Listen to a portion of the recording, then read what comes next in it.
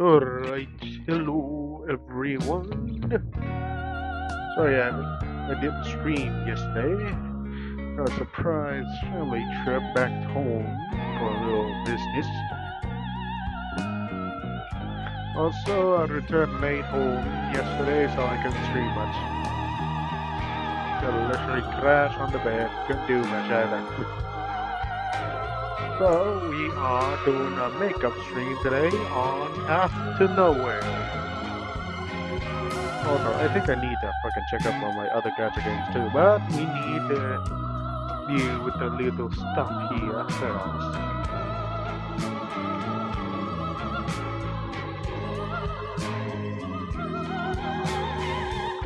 Alright, let me game chapter. Here we go. Okay. A little laggy, but we're good. Also, hotfix notice. Ah, dang. Fuck. None of the hotfix passed already, but if it is, well, I don't have to re-download the game or anything. That's good.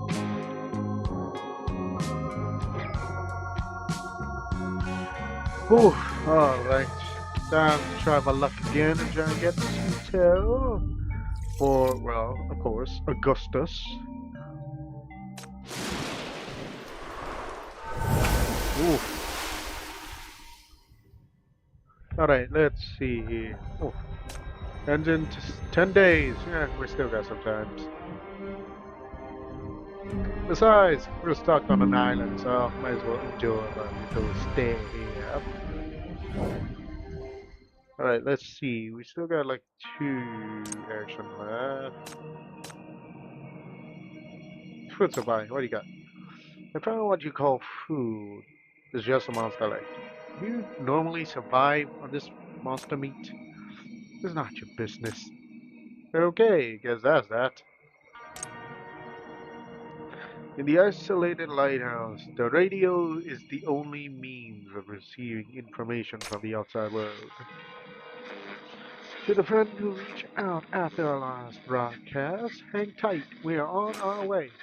Don't you worry, as long as we are around, you're gonna be just fine. Zulu Zulu. While you wait, let's go over a way to talk to other ships when you see Semaphore. What the fuck? And let me introduce my assistant for today, our brilliant shop engineer, Aisha. Assistant, you only call me up here to hand you a couple of flags. Oh, come on, keep me company for a bit.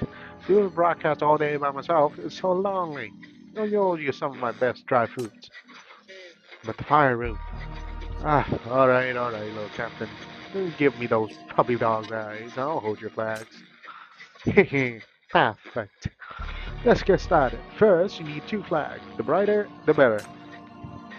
Put yourself to your feet and scan your surrounding, but your search yields only a pair of wooden sticks.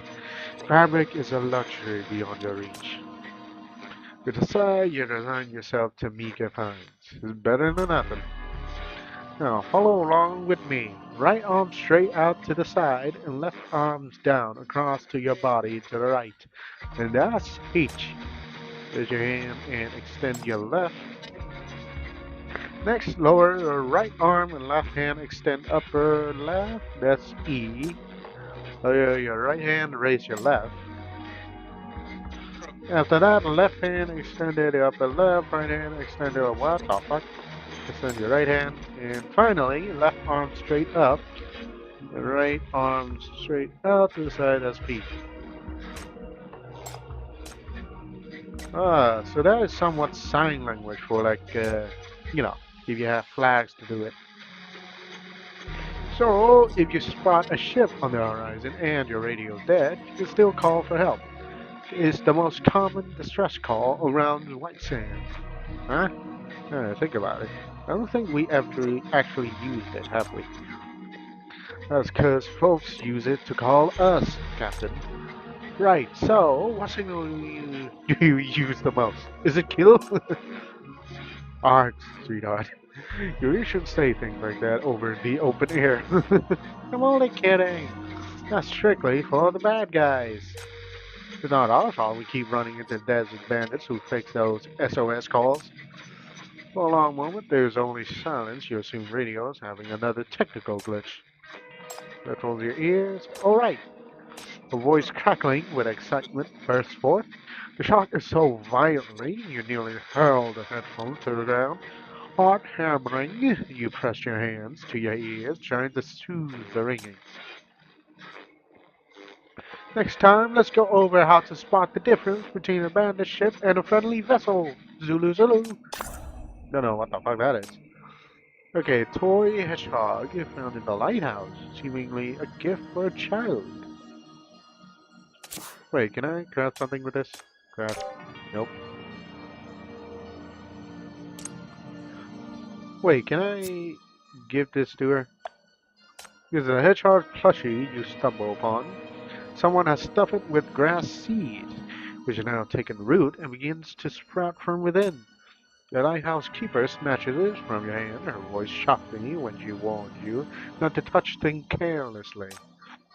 As you examine the hedgehog toy, your eyes catch a tiny freight message embroidered on the side for our little grumpy hedgehog.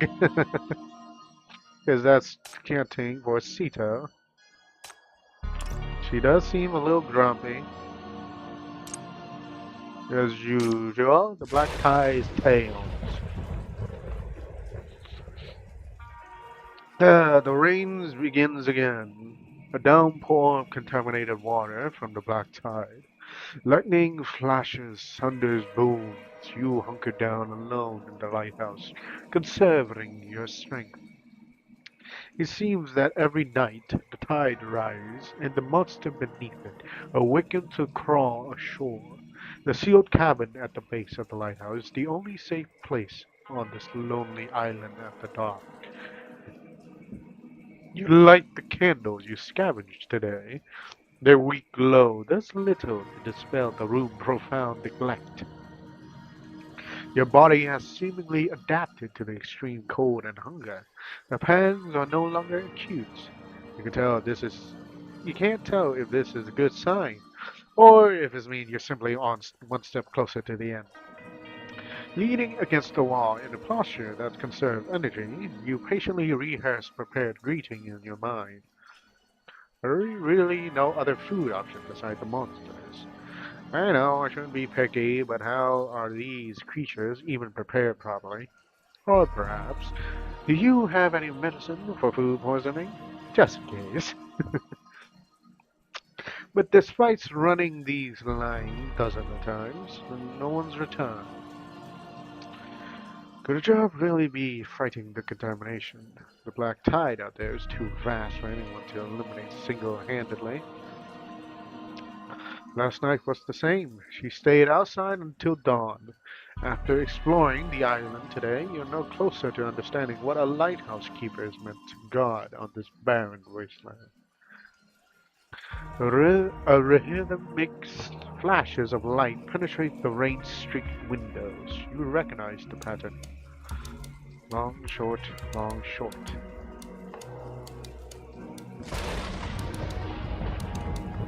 Wait, is that Morse code?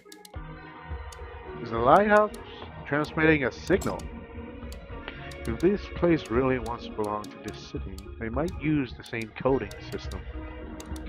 You strain to recall the light from last night. The flashing rhythm matches tonight's signal exactly.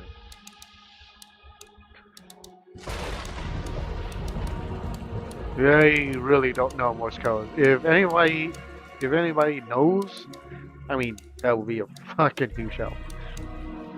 Lighthouse 7. Something. Surrounded by contamination. Is this a distress signal to this city? But as the light continues to flash, it begins to contradict your assumption.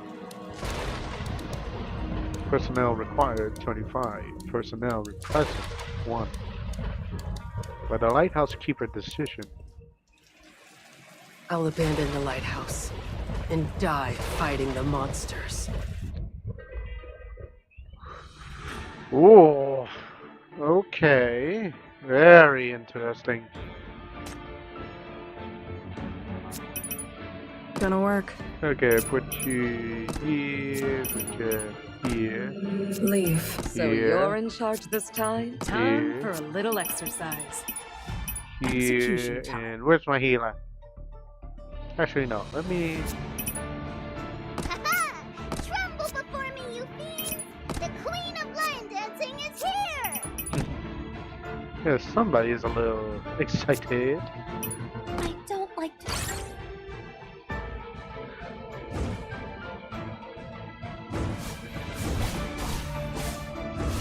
Ooh, what the? Is that a turtle?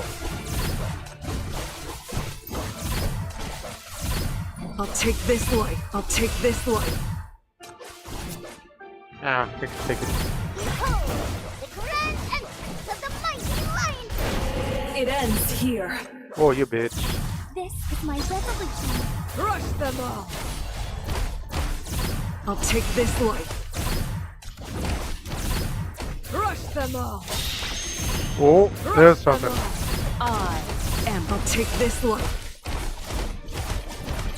I'll take this life. Come on! Dang it. Don't have enough. Fucking eat it, you fuck. Get up. It ends here. Noise. It ends here.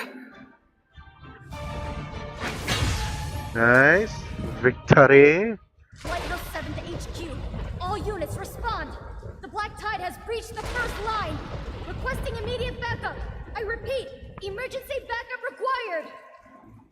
The dry, scorching sand were abruptly drowned under a tide of vicious black liquid. The black water surged across the border of white sand with monstrous speed. Miles away, the piercing signal beam of the Lighthouse 1 and 3 was snuffed out one by one, like fragile stars devoured by advancing void. Cheeto's hand trembled as she frantically hammered the unresponsive transmitter. It's no use. The signal's gone. It can't get through. A relentless tide of horror crawled from the foul ooze, converging on the Lighthouse 7. The isolated lighthouse keeper prepared for their last stand. Road heaved his massive alloy shield into place, but the serpentine metal was no protection. Sinister black pattern crawled across his surface, a living corruption that immediately began seeping into his hands. Cheeto, stay back! Go! Find the captain! Now! Young Cheeto stared at him, startled for him, but a piercing shriek from Jay cut her off. His legs were enveloped by the crawling things from the black water, flesh vanishing to reveal gleaming bones. Thea lunged to pull him to safety, but the contamination moved faster than she could. Her hands, acting against her will, snatched the curved blade from her waist and stabbed towards Jay's heart. I can't. I don't know what to do. Cheeto, help me. I don't want to.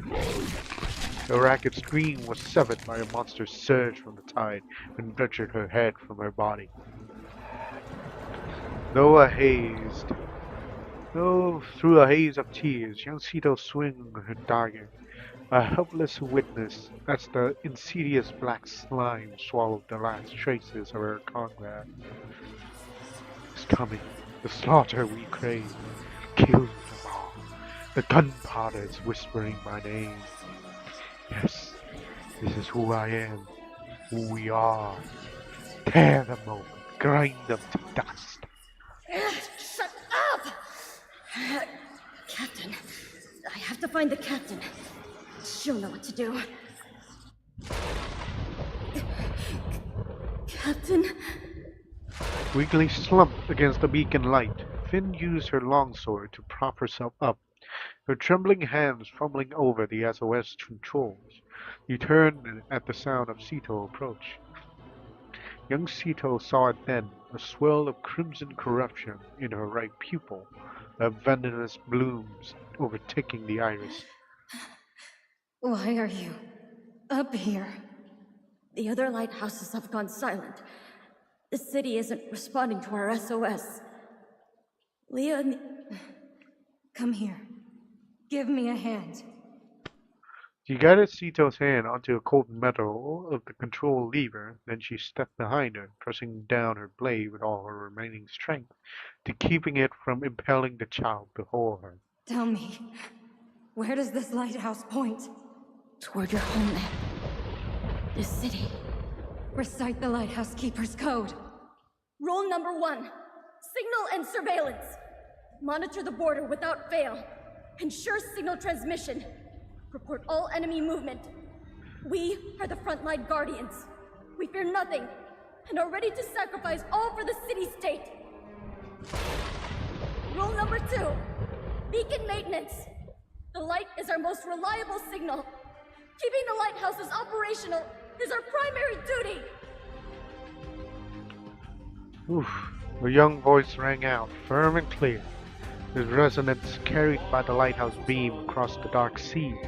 Finn gazed at the small, straight-backed silhouette before her. A faint smile touches her lips as she stepped backwards. Good. That's right. You must believe.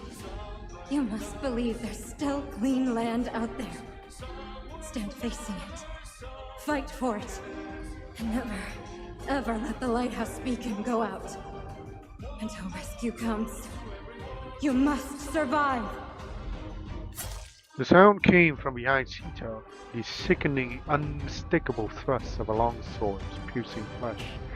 Yet when Finn spoke, her voice carried a final, undeniable trace of joy. Lead the others, keep them alive. You are our hope now. Now this is an order. Do not look back. Yes, Captain! A heavy impact sounded from the lighthouse top, followed by a distant splash of something or someone plunged into the churning black sea below. Damn. Oof, fucking hell. And we're back to Nia.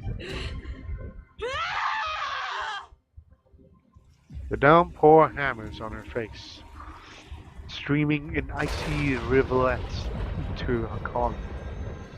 Her muscles turn to steel cables, frozen stiff by the chill. Every time she raises her arm, her blade cuts through the air with a sluggish whoosh.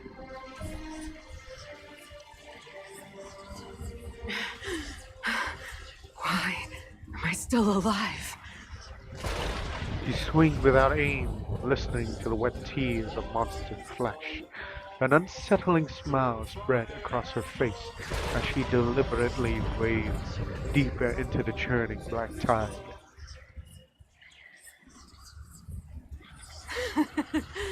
Kill them all! Monsters pounces like a ravenous wolf, their fangs ripping her open. She offers no resistance, letting them maul her freely. The rain slushes over her wounds, diluting the blood into a thick dark fluid that runs in rivers down her body and into the sea. Staggering through the horde, her blade flashes erratically, severing claws and splitting spines by instinct alone. Her consciousness drifts further on the sound of water and thunder, until world begins to fade to a featherless white. And then, something yanks her back with tremendous force. Bastard! Get out of my way! She kicks the monster away, but it surges back, grabbing her from behind. You dogs! Still not full? Leah, Finn, you didn't even leave their bones! Fine. I'll cut your bellies open. Dig out my comrades. Give them back to me! Sito twists free, drawing her blade, but the monster tackles her to the ground, pins her lip, and wrestles the knife from her grip. Scared now? Scared to die? Scared I'll drag you into the muck and suck your filthy blood dry? With a violent heave, she shoved her opponent away and lunges forward, reversing their position. Now that she is on top, pinning the monster beneath her as the merciless rain stitches their flesh and blood together. I'm not afraid of you. I've got nothing left! Come on! I'm a monster now anyway. Though a ferocious grin is carved into her face, something hot and salty mixed in the rain, falling onto your skin. Pressure of her hand intensified, the skin trembling above your head, ready to split you open. Look at me! See who I am! See, Toe! She doesn't listen, driving her full weight down to grind you into shocked gravel. See, Toe, open your eyes! The vise of her leg tightens around your ribs. Their ache in your chest straightens into screams. Your grip on her waist trembles violently as the blade descends, inching closer to your face. Blood. You want blood? Fine. I'll give you blood. Kill them all. This should have ended long ago. Wake up! I am awake. I watched them die right in front of me. There's no one left.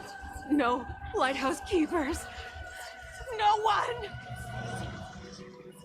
The rain is a shroud of ice, but where your bodies meet, your skin is a furnace of sticky, inexhaustible rage. Staring into her lifeless eyes, a strange thought flashes through your mind. She looks like a reflection of yourself, as you lost Helen. Your strength is failing as the dagger begins its final fatal plunge. Your weak shackles suddenly pierce her body. The blade jerks to a halt, hovering a mere centimeter from your pupil.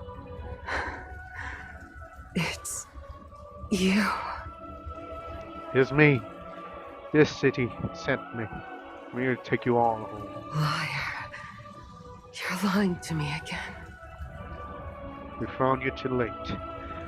It was not over. You're still here. You're the ones who continues to hope. Shake her head. Trying to pull away, but the effort's too much. She collapsed back into you. Her body is going limp from exhaustion. This city. In her daze, a voice seemed to slide through the storm's roar and the monster's howl. Is calling her name. She lifts her heavy head. Her eyes find the chaotic night sky, a void choked with dark clouds. Look up. Look out at the horizon. Stand facing it. Fight for it. And never ever let the lighthouse beacon go out. You have to believe a better world is waiting out there. Oof. Well, that was the end of that. Wait, was that? Oh, these? Oh, that was something else. Ooh, this is good though. Main relay. Ooh, that's also nice.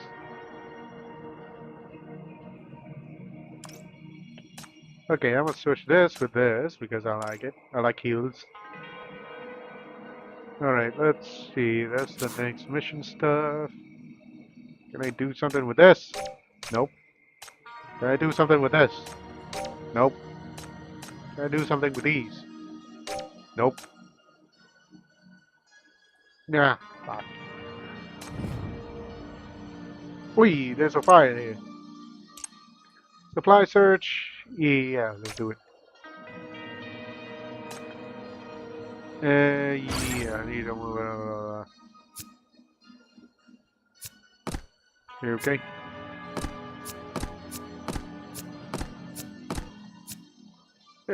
Fucking hell. I do like this I do like this though. Like how we are using the sinners to actually move the stuff. Who failed? Shit. Ah, fuck.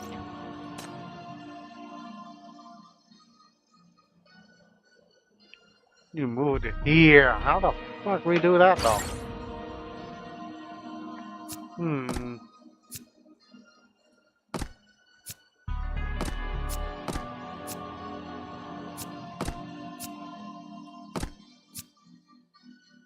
Hmm.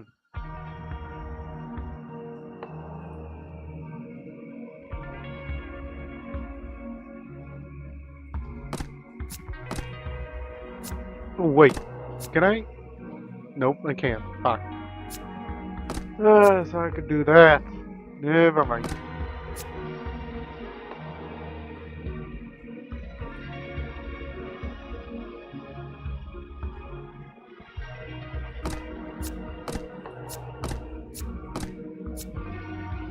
Oh wait, I can just do this. Fuck, I know my brain.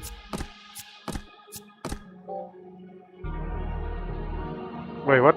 Oh, fuck. Don't tell me I got fucking limited moves, you fucking bitches.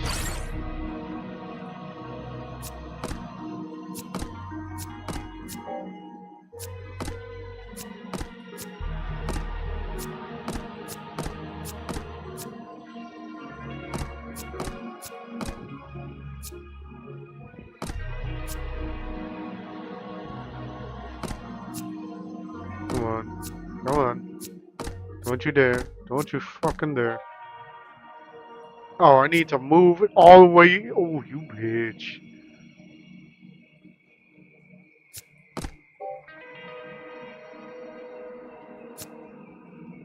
Oh, there you go. Oh, you son of a bitch.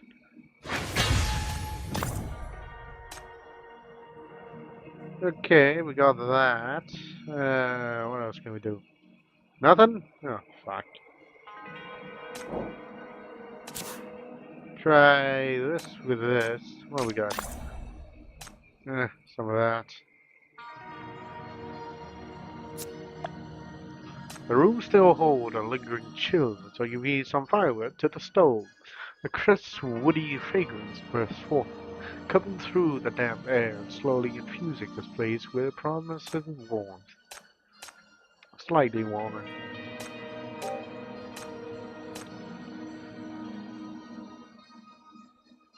Oh, I need meat? Oh, you bastard.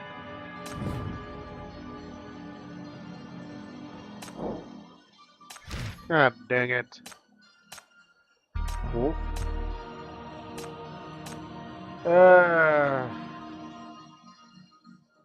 Ah, dang it. I throw away the fucking fish.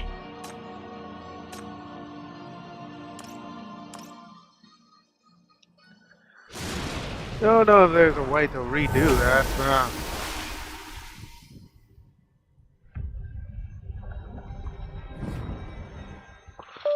Oh well. Guess we're continuing. There was once all the prayers.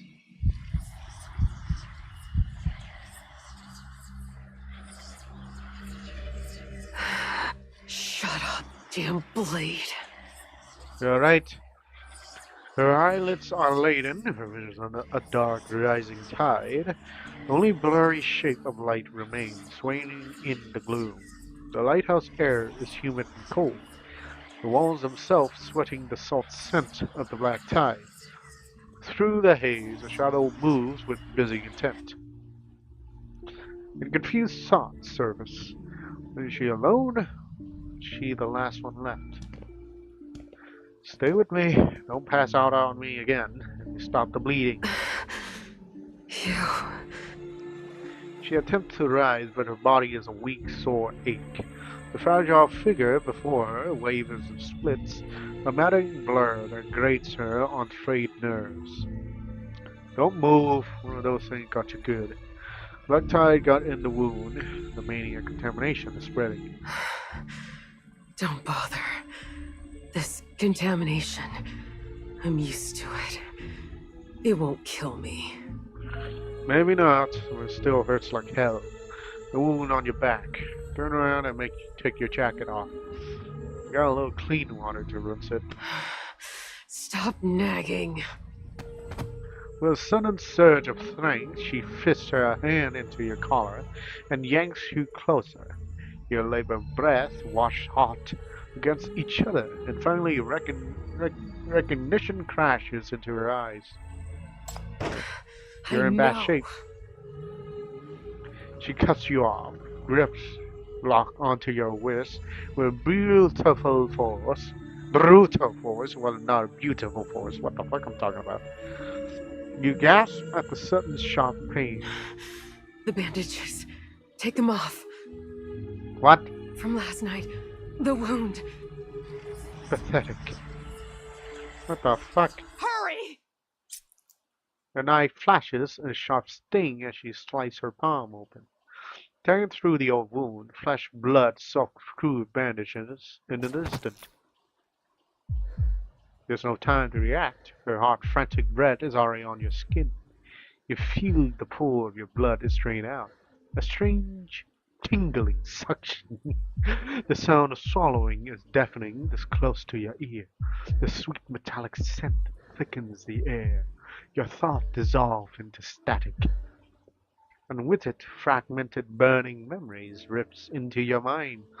Not a gentle flow, but like a net being violently torn open.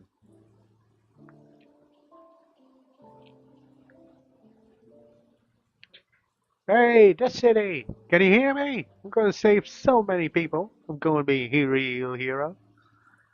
I get to come home this year. Just everyone stay safe. Everything goes smoothly. You hear that? All you jerks who look down on me, when I get back, you'll be bowing your heads. I want my little girl to be proud of me. You're going to have a father she can look up to. You hear that? All coming back in glory. A rally cry is. Since when do we get a rally cry? Oh, come on. We'll make one up. Don't be so rigid. Hmm. Got it. Repeat after me. For hope, for dawn, for every soul. Aren't those just lyrics from a song? Impressive. I can't believe you recognize such an old song. Hey, what are you calling old? Watch it. I'll make you run laps. Okay, easy now. You always overreact.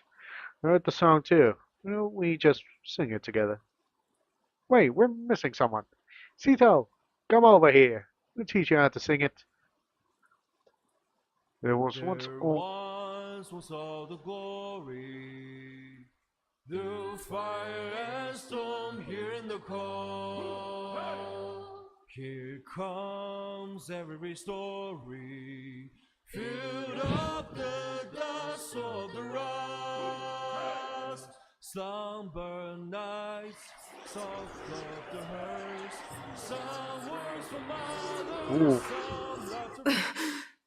a flash of memories. Sito jerks upright, her gaze darting aimlessly around the room before snapping into focus the moment you meet yours. Why are you here? Who did you think I was? Don't ask questions you shouldn't. And stop making assumptions. A former lighthouse keeper? Her eyes falls on the wound on your palm. She feels the strange warmth still tingling on her own lips. He offers no retort to your question, an unusual silence broke only by her awkward glance towards the table. There, resting between you, is the dagger she always carries. Relax, I didn't lay a hand on you. You made it clear you didn't want your wounds treated, so I backed off. Didn't touch your knife either. The shackles, they just react on their own when you try to harm me. You, a person from this city, taking it all in stride. Nothing about what happened seems to shock you. In fact, your gaze upon the blade holds a trace of familiarity. This may sound strange, but I have a special connections with the Rancors. Like your knife. Sometimes I can see things, fragments of their history. Fortunately, without any proper gear out here, it's just vague impressions. Cut the mystical crap. If you got something to say, say it. I'm not in the mood for games. I saw pieces of your past. The Keepers were part of the city Rancor's division, but according to what I knew before coming here, they were completely wiped out in 84. But your knife tells a different story. That a few survived, held the lighthouse waiting for rescue from this city that never came, taking heavy losses all the while. You weren't just stranded and starving, you were fighting the Rancor influences itself. From the moment you pick up those weapons, they never stop whispering in your mind. They want blood, slaughter. They want to hollow you out, turn you into a bloodthirsty puppet. Enough! Screams that had haunted her for decades echo in her mind. In a flash, Sito snatched the knife back from you. I don't care what you think you know. This is none of your business. She drives and strides towards the door. You stop her just as her hand reaches for the handle. So you can throw yourself at the monsters again, like yesterday. Is this a new death wish, or have you just been bad at succeeding all this time? I don't know what you're talking about. I'm going to guard the lighthouse. It's my duty. You kept me out of the lantern room today. You set the big beacon to signal abandonment, didn't you? I don't know why you're giving up, but stopping you from self-destruction is my duty. Straightening your coat, you turn to face her, your expression solemn, and extend your hand. Let's start over. I am the chief of this city MBCC, an advisor to the Rancor squad, tasked with retrieving the remaining Rancors from the White Sand border. I'm here to bring the Rancors home. For the first time, you witness a complex flood of emotion cross Sito's face. She struggles to steady her breathing, visibly fighting the urge to bombard you with questions. You offer her a long silence, refusing to press her. You understand her resentment. How long had the Keepers stood their posts? 10 years, 20, however time was measured here. The story was one of abandonment by this city. Outside, rain patters relentlessly against the windows. Monsters growl and prowl at the shoreline, waiting for the tide to recede. Inside the lighthouse, an unnatural silence hangs thick in the air, and suddenly, a deafening explosion erupts from above. Look, don't tell me the beacon died.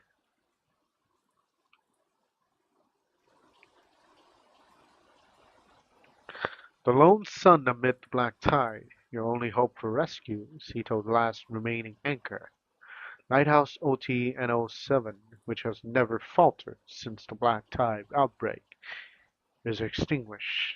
On the night of July 13 NF-115, it has suffered critical damage under the attack of the tide crawlers and gone dark. The solitary island is plunged into absolute blackness. Well, that was shit. Is there a way you can fish? No, I don't think so. Fuck. Close the doors.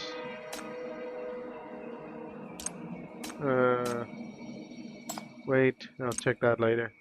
Need darkness. Cover the windows. Just in case. Slightly increase. Holy shit, there's even sanity. Not yet, not yet, no, no.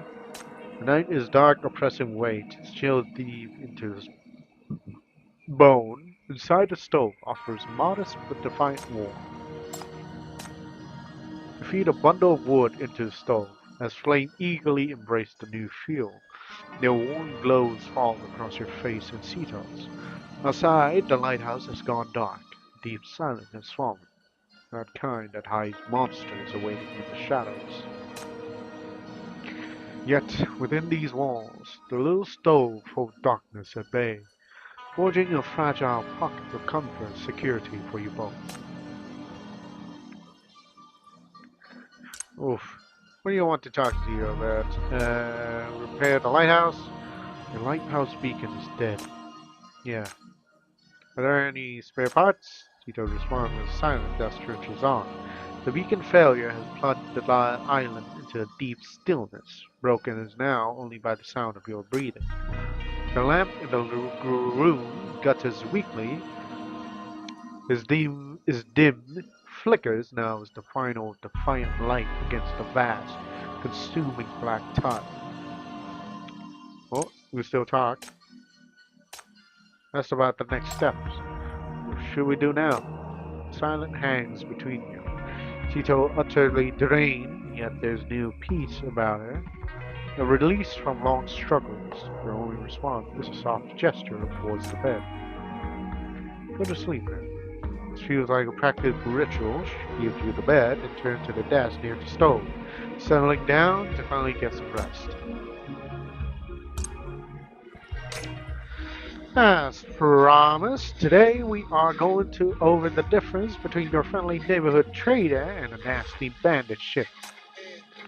These days, bandits love to play dress up, pretending to be harmless merchants, but no matter how hard I try to hide, there are a few dead giveaways you can spot a mile away.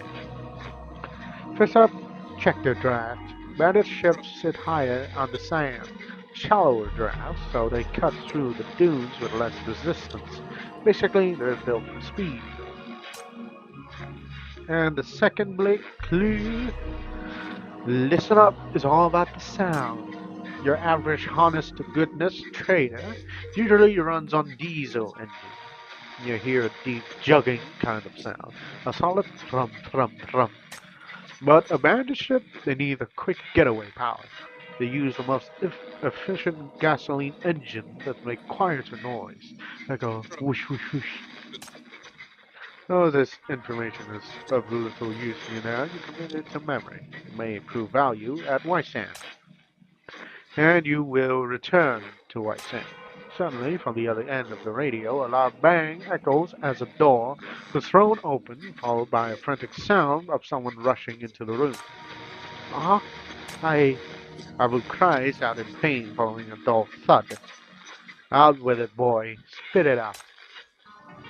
The slap lands with a brutal, meaty thwack, sending a phantom jolt of pain tingling from your own scalp.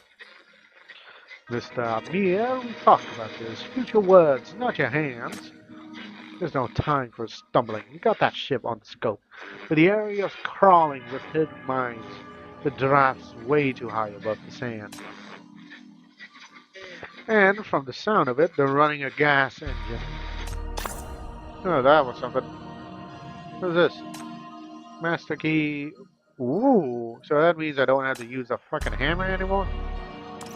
Ain't that nice? Key. Open the rusty warehouse door and be greeted by past memories. September NF-74. The city completed a satellite town expansion, eliminating all opposition force in the surrounding terrace. The popularity and influence by Draven, the democratically elected speaker of the city council, reaches zenith.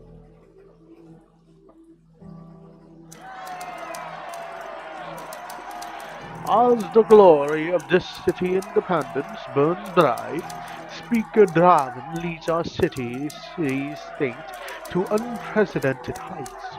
Now we call upon our young warriors to secure vital resources and ensure stability and prosperity for all. Each mission is a sacred duty, a chance to demonstrate our strength and cement our city-state future. Youth of this city, answer Speaker Darwin's call. Take up the Reaper's weapon, defend our honor with your passion, and ensure this city stand forever unconquered. Was that a little convincing for old time stuff? Ah well. February NF-78. To guard against counterattack from metropole powers, this corps established a network of observation towers along the White Sand border. Equipped with the Reapers, these towers, dubbed lighthouses by other units, formed the Ash defense line. Their dual purpose was to monitor both the Tide of Ashes and Outland's movements, while also serving as a waypoint and supply station for field squads. June 15, NF-84, 1429. The This sea explosion occurs, triggers global catastrophic anomalies. Border Station detected a black tide forming at the Operation Skyfall nuclear impact site, where contamination has merged with mania mutation into a physical entity. July 15, 14, same back. The black tide spread at an alarming rate. Lighthouse OTNO2 organized a defense perimeter and transmitted a distress signal to the city, requesting reinforcements. Struck by BR00 interference, the signal received no response. Oof. Exceed known parameters, no normal tide of ashes. Media contamination expand rapidly. 5 was lost with all hands. Arriving lighthouses cut off from command abandoned their posts, begin independent evacuation procedures. The evacuation failed. The lighthouse keeper was surrounded by the black tide. Only 50 survivors remaining. In her final breath, OTNO7 Captain Finn transmits a rallying signal, directing survivors to regroup at OTNO7 and continue sending SOS signals to this city. December NF-84, the lighthouse keeper units reduced to 23 survivors. All supplies are nearly exhausted. March 85, only 12 people remaining. Her boats assumed command after Captain Finn's death and reorganized the team. The unit endured, discovering a pattern in the black tide. It recedes during daylight hours and become active at night when tide crawlers emerge to raid the shore. The stone slab at the base of the lighthouse is covered by a tiny inscription, weathered by wind, rain, and salt.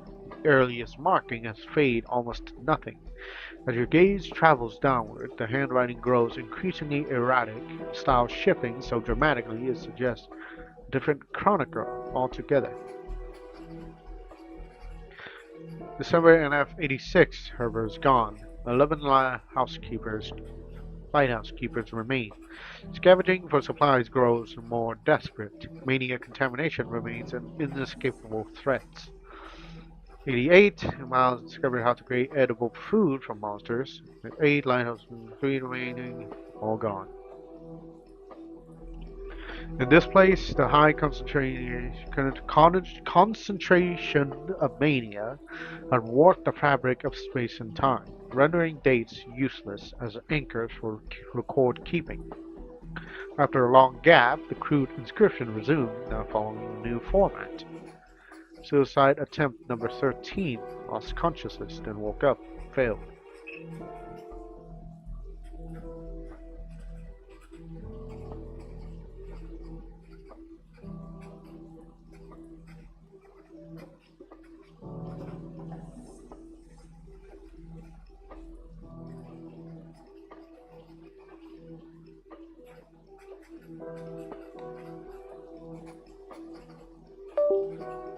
Fuck the mouse. Ah, my mouse is dying.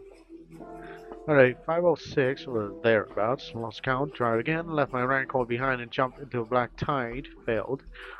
2019, survive again, found somebody from this city who crawled out the black tide. 2020, that city person still alive, the lighthouse went dark. A flicker of emotion crossed her face as she carved what she knows will be the last inscription. A lighthouse keeper must maintain the lighthouse, must signal this city, must always fight. The duties are etched into her memories. She knows she should climb the lantern room and attempt a repair, but a strained interior holds her fast. All she feels is a vague gnawing irritation. The tower clock ticks on, its chime counting the hours for no one.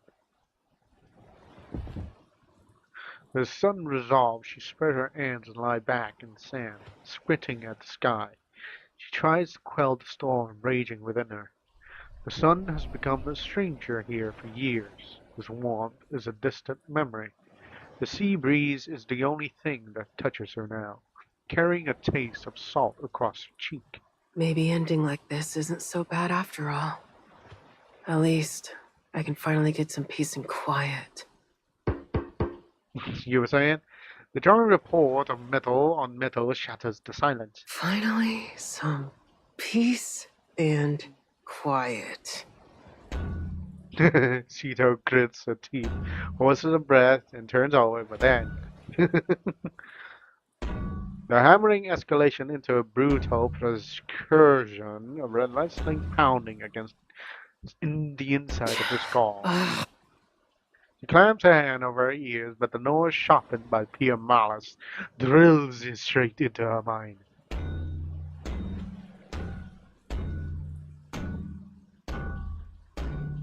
Stop it already. Now, at the other end of the beach, the trouble she'd scavenged from the shore is crouched over the pile of scrap.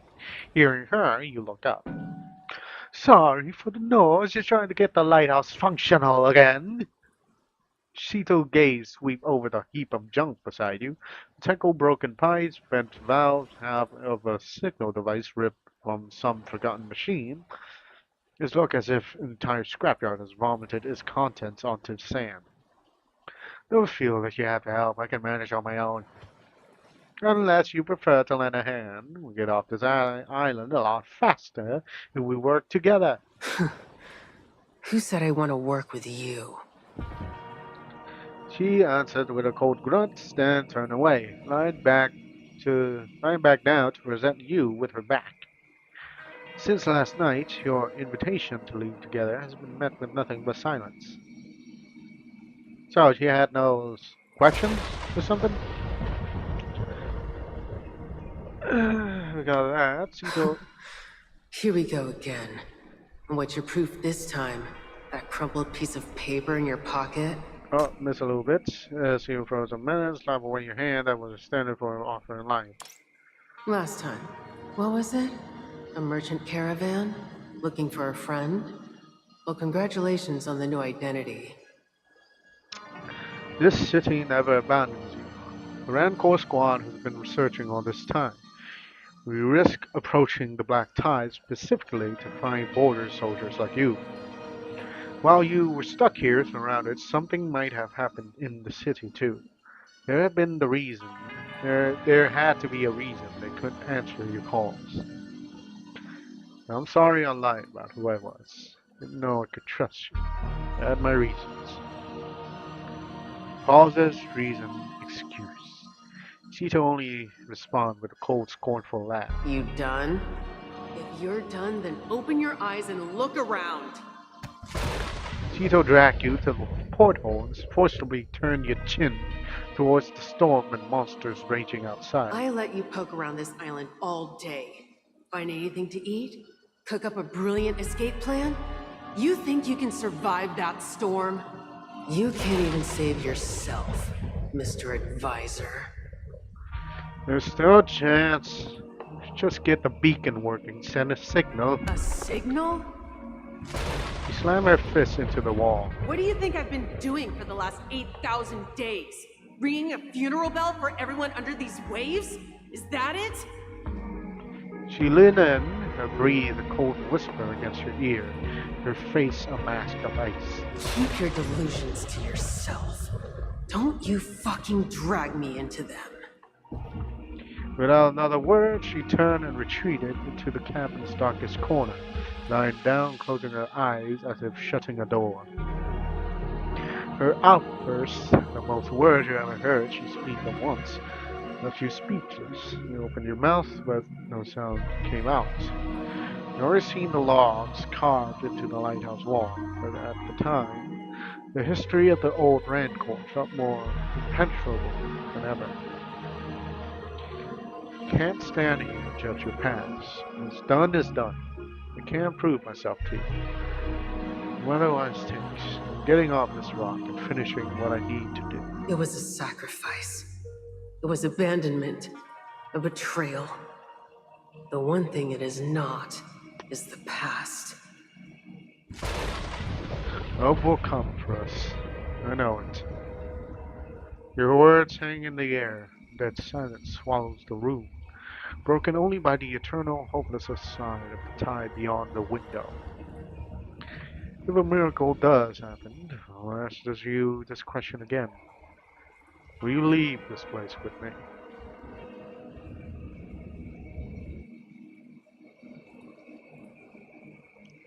And we're back to the present.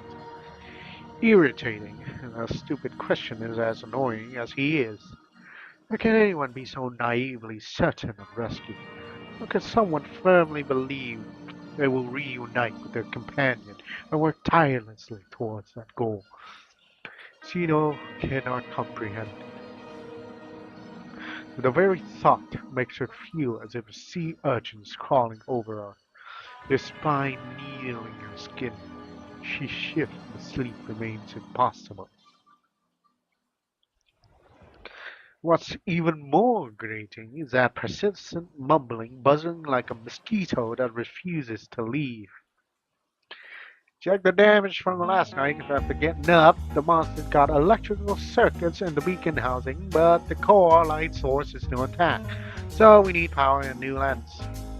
The radio battery won't cut it for a bulb that big. Hydroelectric power? That's a massive project. We don't exactly have a hardware store lying around. There must be some tool here for maintenance. You deliberately draw out your words, testing for a reaction. As expected, Sito is asleep. At the sound of your voice, she shifts slightly further away. Like this last night tension, clearly, is it dissipating? Continue probing. The toolbox is fine, I can make do with these cans. Where there's a will, right? A wrench or a screwdriver, which is first? See those still show no reactions, so you pick up an empty can with exaggerated deliberation. Raise it high. Well, it's not like I have a choice. Unlike someone, I don't plan on turning it into a salted fish on this island. So, time to start hammering. I'm really going to start hammering now. Something flies through the air and knocks the can from your hand with a sharp clang. It happens so fast that it takes you a moment to process what it is. A key. South Shore. Cellar. Oh, now you say. Start fishing. Okay, got the meat. Okay. Let's try and make some processed meat. The fish soup moss. Ah, can't do with this. Can't do it again. Oh, you bastard.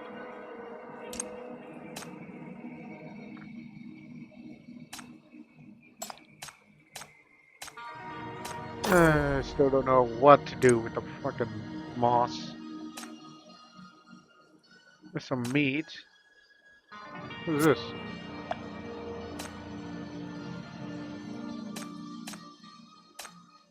Oh, better that than nothing. And let's see here, what's the... Let's look more carefully.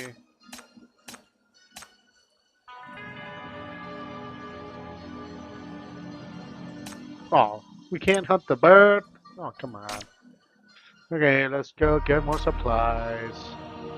Ooh, this is a little bit more forward.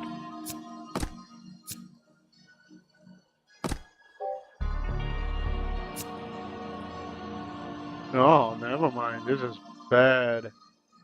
This is very bad. What the fuck was I supposed to do?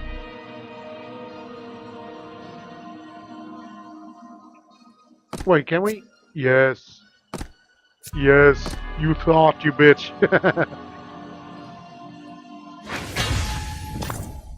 Okay, we got a fucking thing. Examine the lighthouse. Okay, first of all, can we do this? Is that booze? Coastal Brew. No, give it to her then. Carefully clean the bottle. Decide to share the home brew you found in the box with Sito. Her acceptance is a quiet surprise. She lowered herself to sit at your side, and in the companionable silence that followed, the two of you simply drink.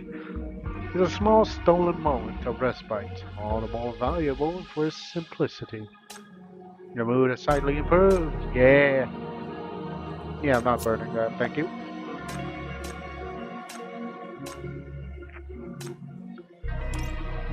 Oof. Alright.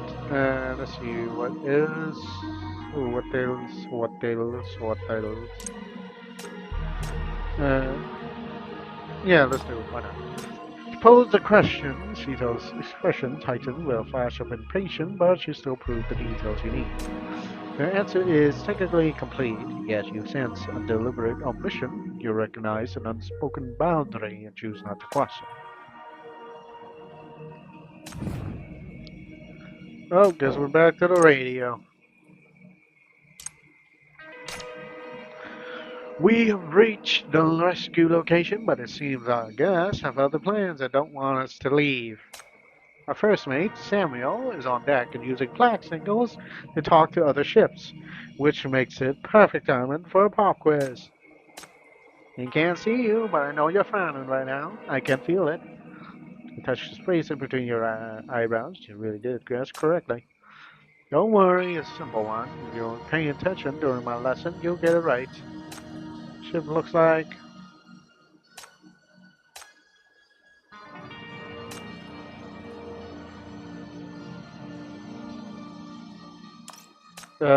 Help. Ta-da! That's the. What? Next thing you know, a deafening noise. What the fuck? That's weird. Warm blanket.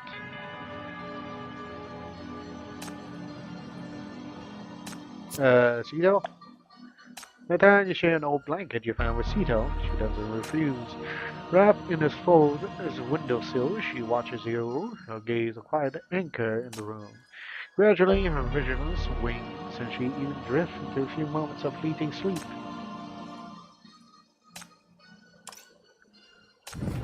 Alright, time for that damn cellar. You find a dim emergency light and fasten it to your waist before setting out alone along the island abandoned southern path. The moss on the other side has been eaten away by salt and decay, leaving the stones slick and treacherous. You advance with painstakingly caution, each step measured. The cellar key. I've been searching this island for 2 days. I haven't found a cellar. Because you're an idiot. Was it really necessary? It's childish.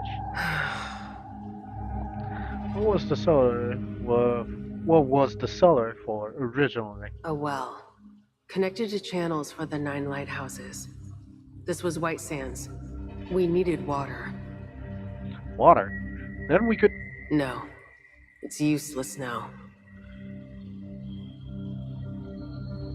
You squeeze through the split structure of the chamber, ducking under the section of collapsed steel beams. Inside, the darkness is absolute. Deep as the ocean abyss, the only remnants of light is shattered wires entangled on the iron frames overhead. The air is noticeably colder here, raising goosebumps on your skin. When the black tide hit, that was the first place to go. If it weren't for those channels, the filth might not have spread so damn fast.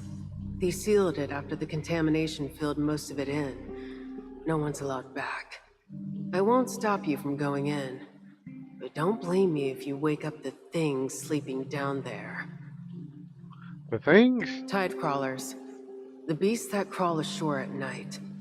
They're quiet on the seafloor during the day, but start clanging metal next to their ears and see what happens. I'm not that stupid. Really? Couldn't tell. You're really. Never mind. Heeding Cito's warning, you pick your way forward, avoiding loose debris and The soft, rotting wooden planks that sag under their own damn weight. The stagnant water in the cellar isn't deep, but its cold bites to the bone. As you reach the mouth of the passage, you instinctively pull your collar tight and hold your breath. You said it was sealed. Those things still get up through the cellar. People weren't supposed to go down, but there were always exceptions. Herbert did. Who's Herbert? He took over as captain after Finn died. Another keeper. Why am I even telling you this? Anyway, that toolbox you're looking for is down there. What about Herbert? What happened to him? Okay, guess I fucking punctured a wound then. Following Sito's instructions, you fit the key into an iron door leading below. As you descend the stair, the air grows thick and oppressive. Oh, fuck. Give me a sec. Do that. Yeah, we're good. Okay, now then, where are we? The cellar walls whips with a humidity blanketed in the sickly moss, and the stench of sulfur and blood hangs heavy, a foul perfume of decay and corroding metal. At the passage end, a rear exit has been hastily barricaded. The heavy doors reinforce it from the inside with crisscross steel beams, but a small rift has been forced open at the bottom. A dark and distinct shape particularly blocks the opening. Posts the shadow. The putrid stench intensifies, emanating directly from the dark mass. Fucking hell, what the hell? You instinctively cover your mouth and nose. Your breath catch in your throat. Continue approaching. The shadow begins to resolve in the vaguely recognizable form. As a cold dread washes over you, a horrifying suspicion solidifies. What happened? You already know the answer. Why ask? Examine the shadow. It is a human corpse, more precisely, half of one. The right half soaked in black tide, his remaining skin a grotesque map of complete mutation. The left half remained inside the cellar, the hand locked in a death grip around the hydraulic cutter, frozen in the desperate act trying to sever his body in two. A rusted toolbox lies fallen at his feet. Where's Herbert? It's his shift. Sito, it's Captain now. Don't be so disrespectful to the new captain of the Lighthouse Keepers. You're loud. Miles, look at her! What happened to make her like this? Has our little Sito ever been any other way? That's just her character. Exactly. I give up. No one can handle her but Finn anyway. The name hangs in the air, as though someone already gone. In the stiff silence that follows, Miles scratches his head. Oh, right. Herbert said we're running low on hypercubes. Soon we won't be able to suppress those weapons. He went to look for more. Where would he even find more? Wait. He didn't go to... The southern cellar. Said he had it under control. My ass.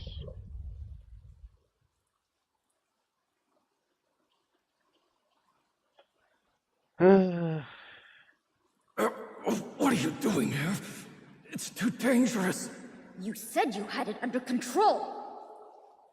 Young Sito stood bewildered before Herbert, who was trapped in the doorway, her mind has completely blanked. I did.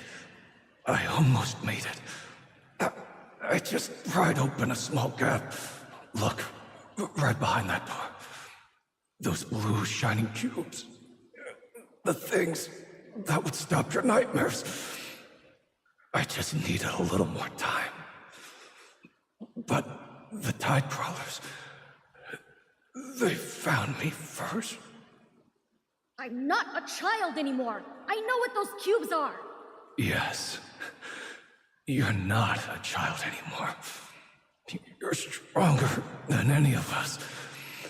You can do many things that we can't. Our impressive little Cito. Could you do one last thing for me? Herbert looked at the bewildered child and summoning all his strength, extending one his movable hand to point the dagger at her waist, the one Finn had given her. Help me find peace. What are you talking about? I'll get you out. I'm getting you out of here.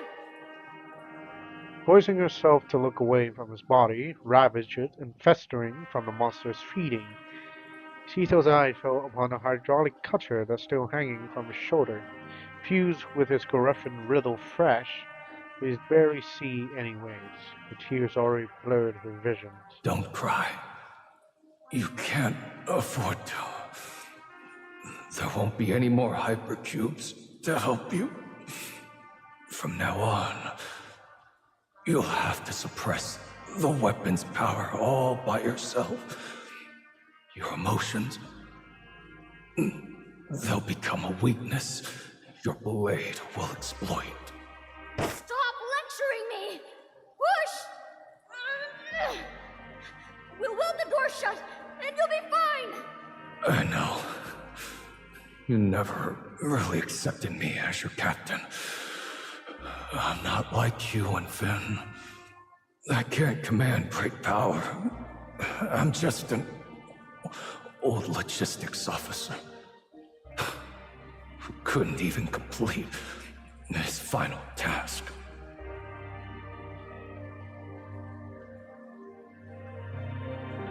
The little girl from the past has grown up.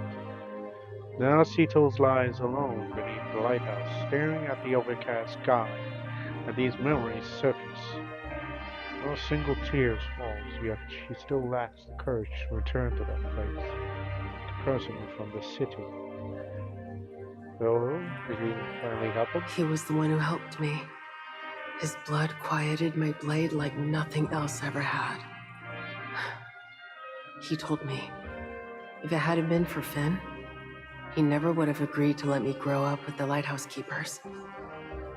He said, if I could really lead everyone out alive, he'd get to see his daughter again. I'd give anything to go home one last time. My girl would be your age by now. After that, we sealed the contamination with rows of steel bolts. We left Herbert inside. He was the last captain of the lighthouse keepers.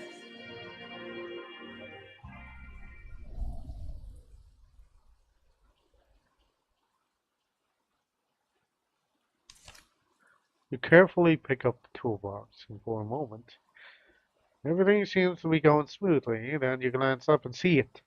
Strap that once secured the lighthouse keeper uniform to Robert's remains now hang loose in an dignified slump. Should I... After a moment of hesitation, you set the flowback down, crash to restore some final dignity to the man. But as your fingers near the fabric, the hydraulic cutter lodged in his body clatters suddenly on the floor, his jaw gaping ominously towards the sealed-off black tide. Flowing the direction your heart stopped, behind Herbert's remaining 1,000 crimson eyes that has slit open, fixed on you with chilling hunger. Whether it's coincidence or final warning, the cutter's message is clear. Run. Well, I fucked myself. Oh, fuck. Leave. Don't come any closer. So you're in charge this time? Time for a little exercise. Gonna work. Fuck me. execution time. Gila, yes. I don't like.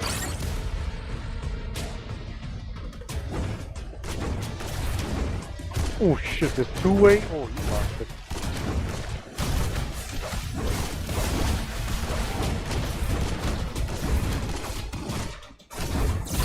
This is my resolution. I am the Legion. Oh, you bitch. You I'll thought. take this light. It ends. It ends. It ends here.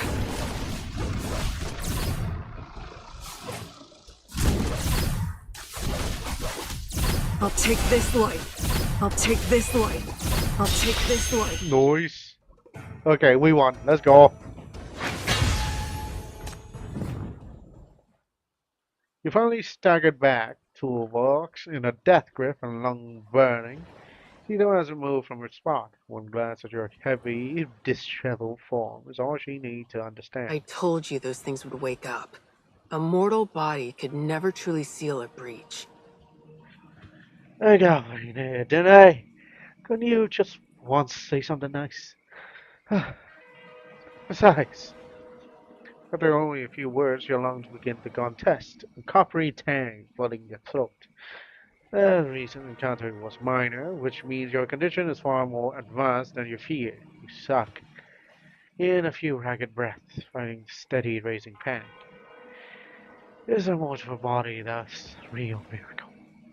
Might not believe it, but Herbert, he protected me back there.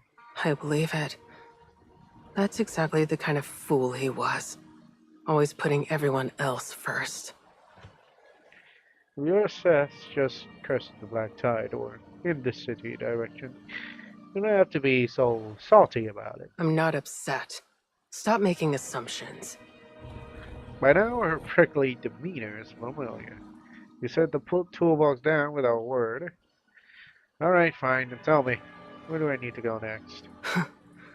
Why should I tell you? So we can fix the navigation beacon. How many times? I don't want to work with you. You misunderstand. I'm not talking about working with you. I mean working with the former lighthouse keepers. This lighthouse isn't just yours. If there's even a sliver of chance for rescue, I think they all want to see it shine again. What is wrong with you? Are you addicted to spouting this motivational crap? Sadly, yes. A look of pure disbelief across her face as she pushes herself up from the sand, her eyes scanning you with new intensity.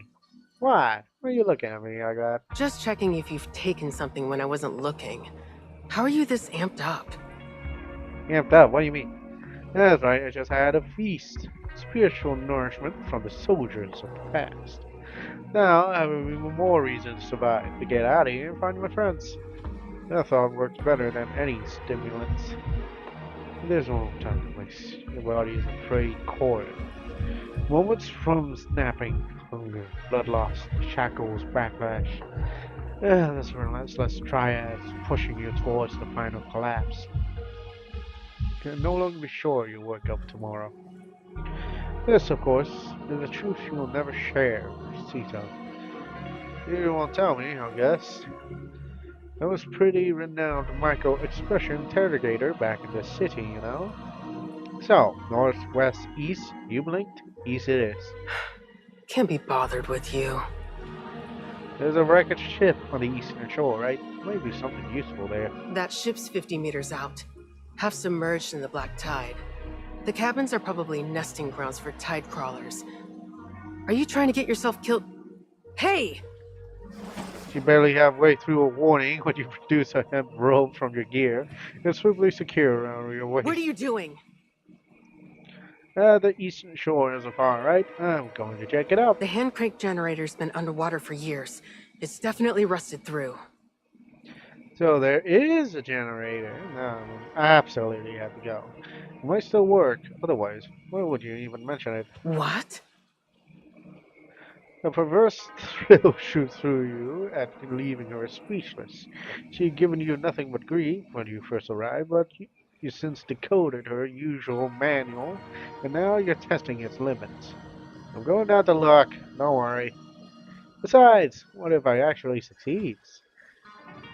Turning your face toward the endless black tide, you hide your unfocused, failing vision and call back to Ceto with cheerfulness you don't feel. Creating miracles is what humans do best. What the fuck? Lubricant grease. Oh, this is weapon stuff. Ah, useless. What the fuck? I need meat. Fishing pot. Oh, fishing techniques. Oh, that's new. Wait, I need to fucking start making something. There we go. Oh my lord. Fucking hell, I've been trying to make this fucking bullshit. Oh, mouse ball? Whatever. Toss the ball over. Ceto snatches it with the air with practiced hand and takes a heavy bite. Then she pulls a streak of jerky from her pocket and flickers towards you in return. Your relationship with Ceto is slightly improved. You have a piece of jerky. Oh, you bastard. Okay. Pretty some tentacle. Well, I guess we'll burn this fucking. Actually. Wait. I might as well throw it out here. Ah, fuck. Can't even throw it? Oh, you bastard. All the warning you got. It's lame, putrid.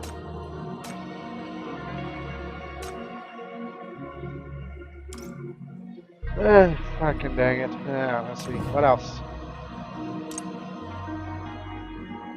Yeah, let's go do some firemen. Why not? We have need of those anyways.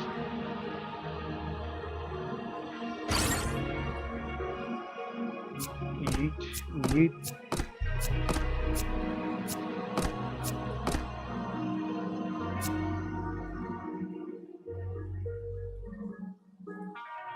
Hmm.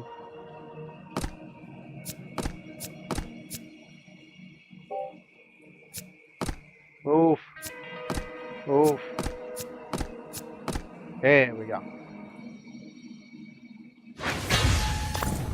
Cheers. Oh wait, I can just do this and this. Another bottle. Let's go. You produce another bottle of home brew savage from the crate. The range does more than lift your spirits. It is a welcome burning hydration. You pass the bottle back and forth in a slow, quiet rhythm with each other, shared sip. The space between you seems to have grown softer, smaller. Yeah, let's go. I'm not burning this. I'm keeping this. Gotta learn how to use damn moss balls and bullshit fucking finally. Oh shit, wrong button. Oh, there's something here though. Give me all this. Just tell me what you need. Don't worry. Anything we have on board is yours to use. What about special? We'll take.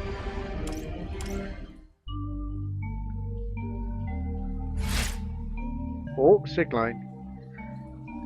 Interesting radio channels. Channels you like to listen to? The pop music, of course. Makeup. Here we go.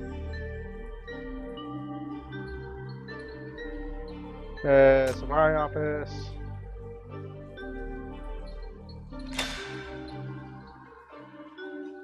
Alright, do I have an. Oh! McQueen! There's your birthday, love. Do I have enough for a full? Nope. I need 600 more on a lot. Do a little dailies first. 48, nice. Now I need 500 more. Fuck. Let's drop a bit a little.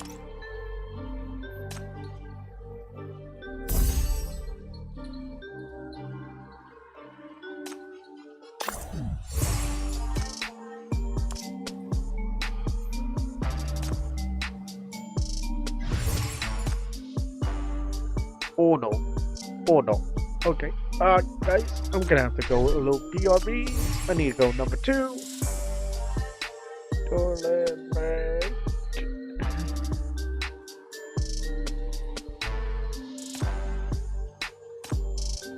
Wow. Toilet break.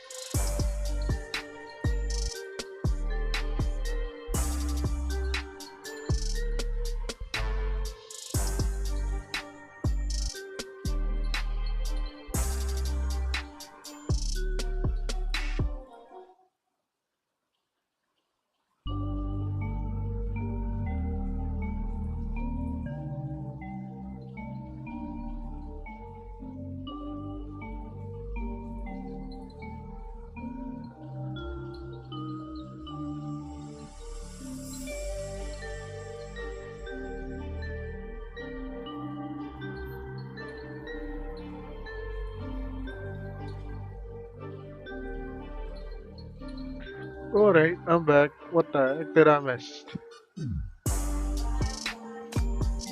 There's nothing much. Man, I need more of those fucking hypercube dispatch. I need more proposals.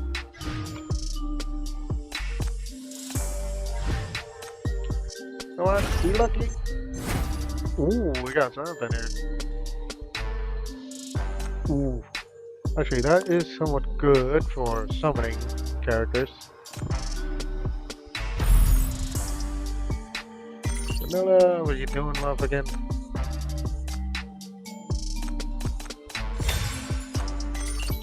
We meet see her in 3 days.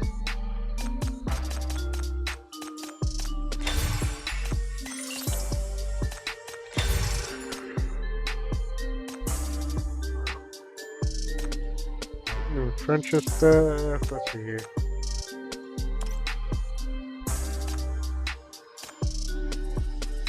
Let's see, did I claim all the stuff claimable? Nope. Fragrance stirs with the gentle breeze, Nice. as tea steeps in memories of old.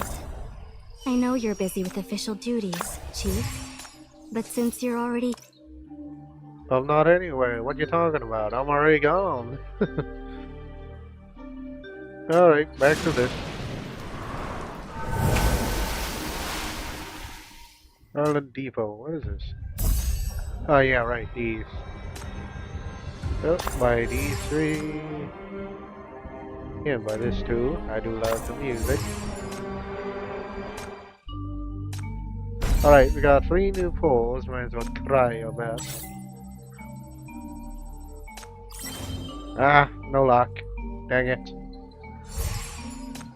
At least we're up halfway. Alright, supply office. Oh, Exchange. are you here to see me, Chief?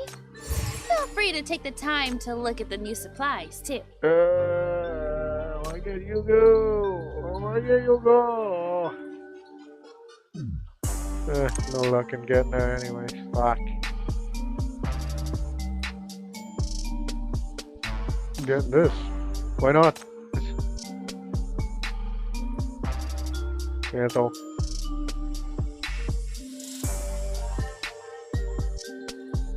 Ooh.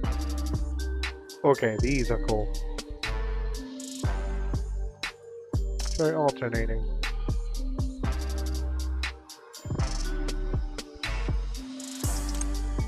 There's a new friendship. Yep, give me that. Bam bam. Climb crest. Nope. Keeping that.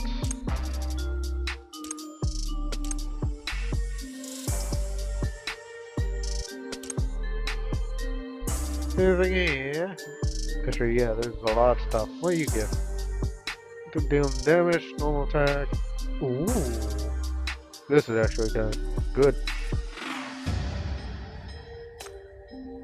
Let me...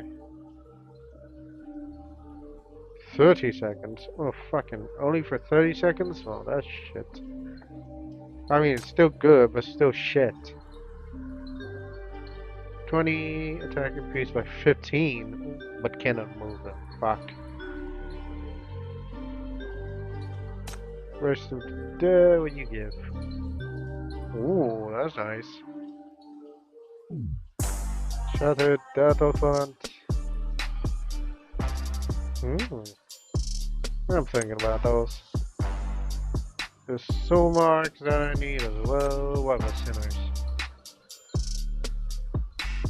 I got 8k, so I can only like hug 2 and then fucking run. Don't have any for that. Nor these.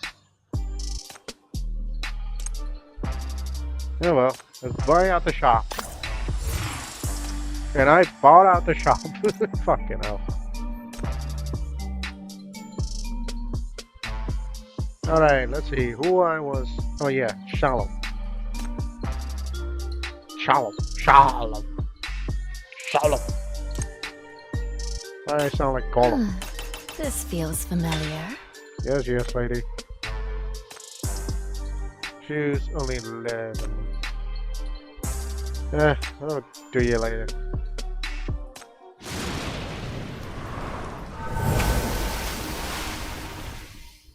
Alright, let's focus back on this one.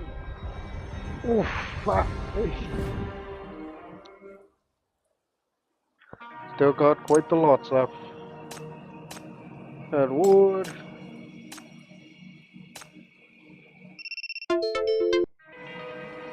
Seabird gone familiar.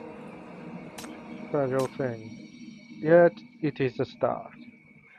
Not from word, but from quiet language from her eyes. In return, you offer a story. With careful words and gentle gestures, you begin to paint a picture for her of the world that lies beyond the shadow of this island. Nice and light. Food distribution. I notice you always divide food into 2 equal portions, no matter who prepared it. Famous rules. All supplies are shared equally. So, does that mean make me a lighthouse keeper now? I'm hungry. What's for dinner? Of course she skipped that.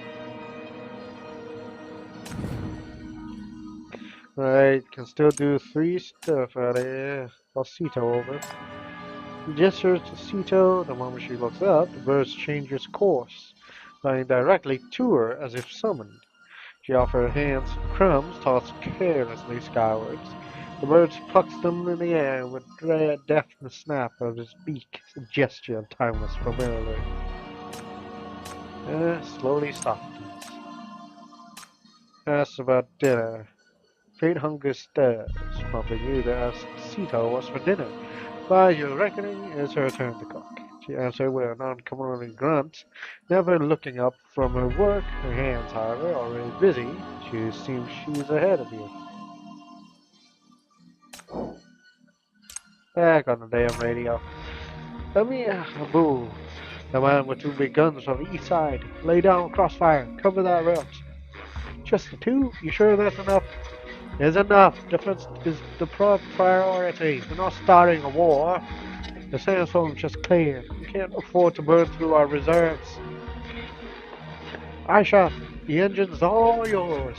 Got it. Everyone else, stay off the deck. The words are barely out of her mouth when the world explodes. The ship shudders, its hulls groaning, its protests, a scream tears through the air. We can't hold this line much longer. This fire is too heavy. These bastards. I said, get off the damn deck. Samuel, take me to the helm. Everyone away from the railings. Abu, I'm taking your position. Go check for the injured. You piece of trash. You better run for your lives.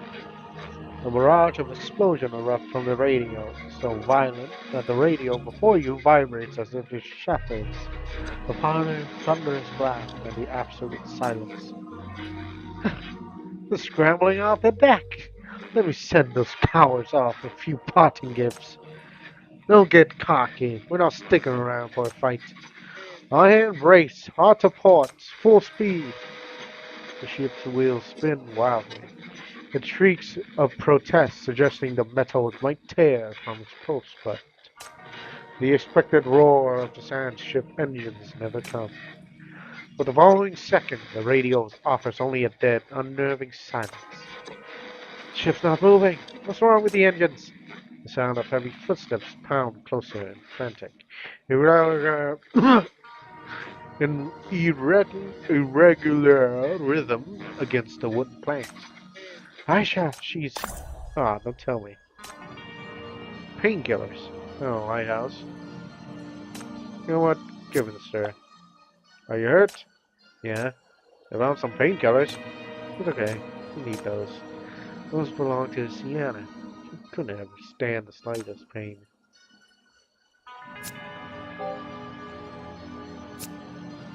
Ah, got a little trace here. I kinda like that. Oh well, we got something to keep on anyways. Anything on the coast? Oh, yep, there is. Deep sea. Step by step, you wade into the black tide. The hem rope around your waist, your only tether to safety. The ice-cold water climbs relentlessly past your ankle, swallowing your waist, rising over your chest, until you are no longer walking but floating adrift in the black tide. You swim in painstakingly caution, skimming the surface desperately not to disturb what slumbers in the depths. Your mind fixate on single number, 15 meters. Grueling distance for someone starved and hunted, but for a rescue boat, it would be a brief dash to shore. For what you hope is the right point, you draw a sharp breath, grip the rope firmly, plunge into the darkness below. When we were first trapped, the lighthouse keepers gathered every vessel to break through the black tide. But the mania field scrambled our navigation. Monsters swarmed every hull. Not a single ship made it out. This rescue boat is all we have left. It was the smallest one. We couldn't risk losing it too. Miles named it the Crippled Dog. We take it out sometimes to collect floating debris, scavenging for anything useful. The moment you see it, you understand the grim irony of its name, Crippled Dog. The rescue boat lies on its side, surrounded by dormant monsters. Its hull split open like a fresh wound. Only half of the engine remained, a testament to its final collapse. Enter the cabin. A deadly silence envelops you. Thin rays of daylight pierce through the murky waters, illuminating a graveyard with twisted metal seats, a dashboard veined with shattered glass, a thick cable that hangs like the suspended tentacles of some long-dead beast. You hold your breath, extending a thick gloved hand towards the corner of the cabin. There's a half buried in silt debris lies a metal box, its sharp edges just visible above the muck. Check the metal box. Cautiously brushing aside the floating debris, you focus narrow on the crank handle on the box side. This is it. The prize you risked everything for. On the handle grip, massive charred handprint is seared deep into the metal. The impression is so vivid, you can trace the outline of every knuckle and palm bone. Permanent scream frozen in steel. I saw something was wrong from the top of the lighthouse, even before the crippled dog ran aground.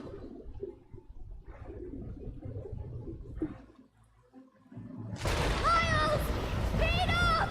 The tide's coming in! Hurry! I kept signaling him with the beacon, but that orange glow in the water, it just didn't move. Damn it. Of all the lousy timing. The engine gave a final spluttering cough. His vest rattled a spray of electrical spark before his spell completely silenced. Even the backup batteries were mute, indicator dark, victims of corrosive black tide. The kids back home are probably starving. I'm not letting these supplies end up as monster chow. You think a little trouble like this can stop this old salt? I've weathered the black tide before!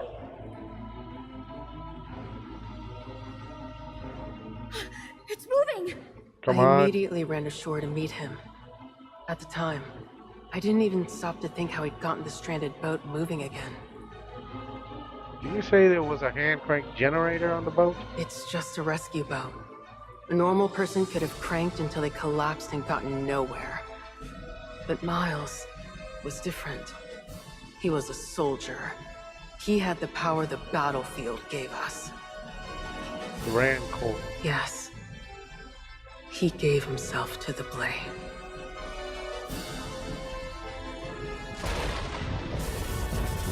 Wedged between the generators and the cabin wall like a human lever, Miles braced his feet.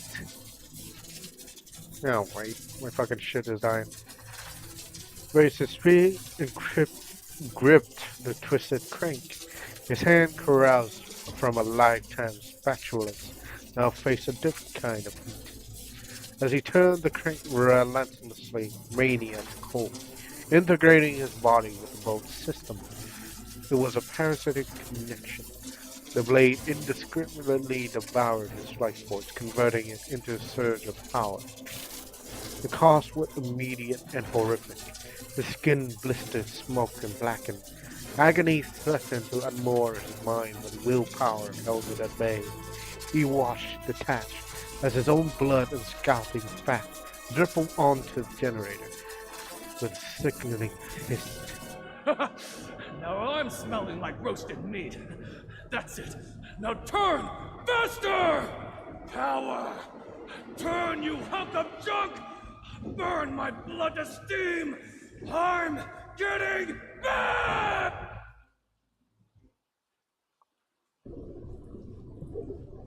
With your last breath burning in your lungs, you dive to the cabin floor, clutching the heavy box.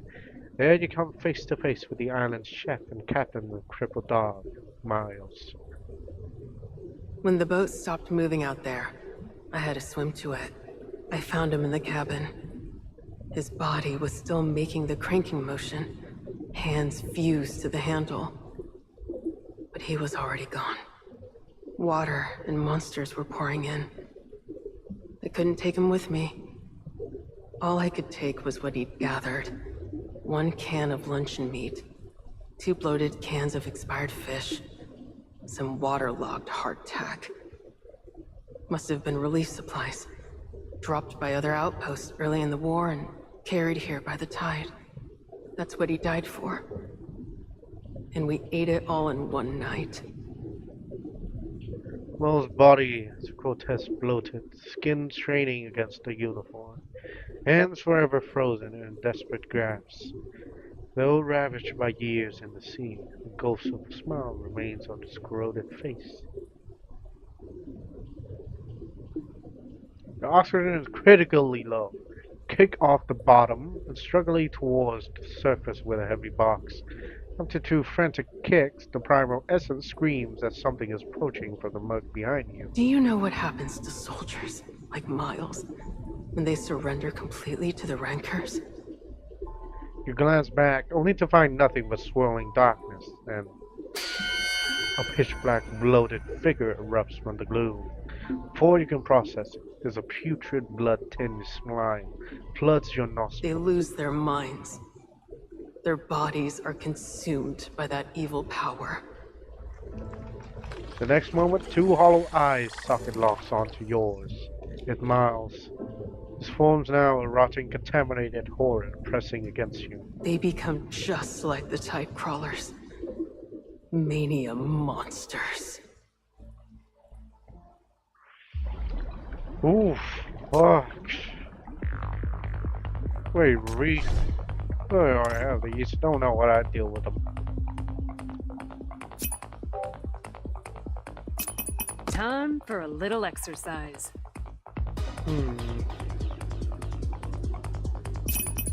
So you're in charge this Execution time. Leave. Gonna work. Yeet. Full team online. Holy shit, those bitches are fast.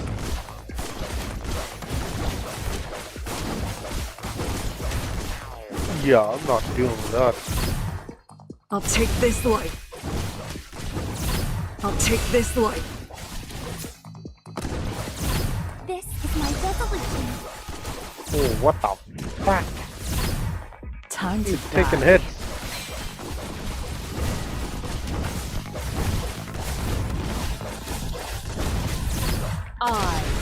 I'll take this light. Guys, we're doing good. This is my resolution.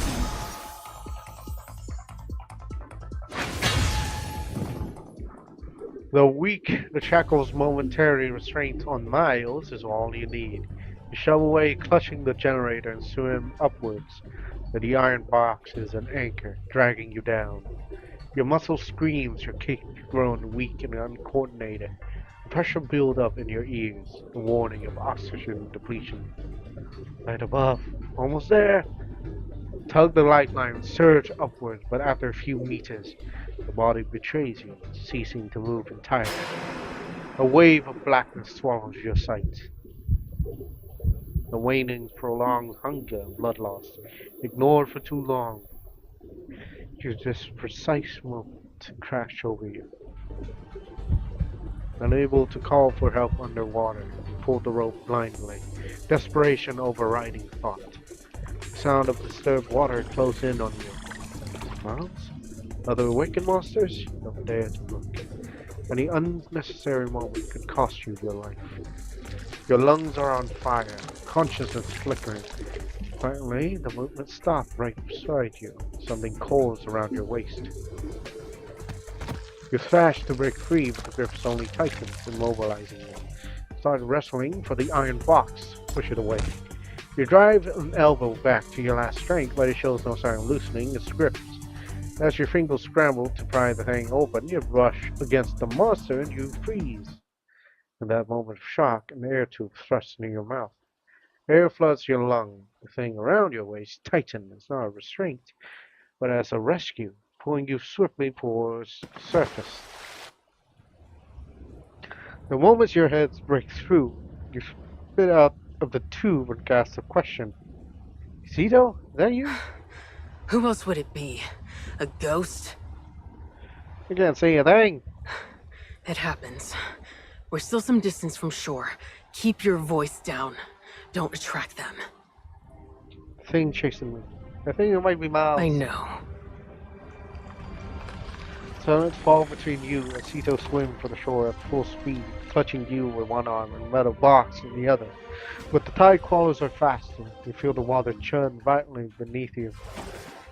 After a desperate distance, Zito's halt abruptly. Her hands work quickly, untying a lifeline from your waist and fastening it securely around her own.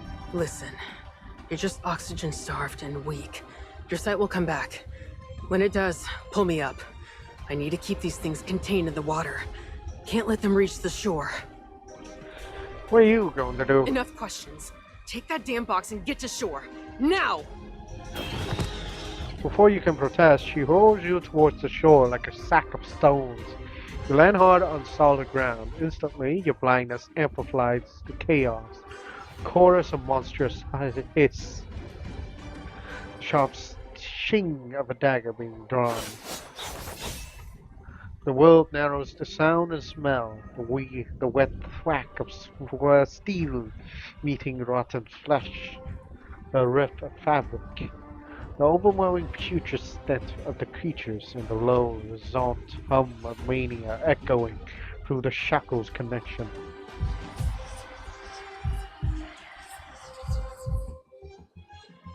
Katsina! Now! You haul the rope just as Zito disengage. The blade swoops through the black tide with terrifying force.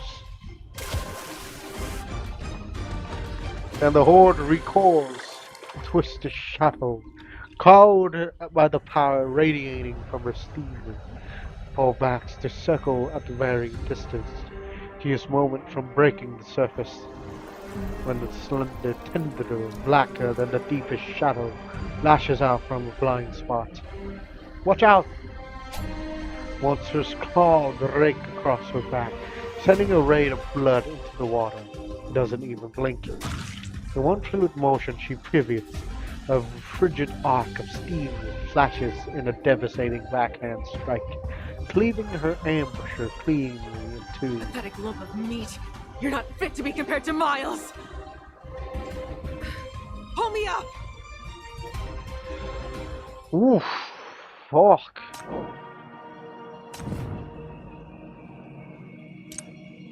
Sunset.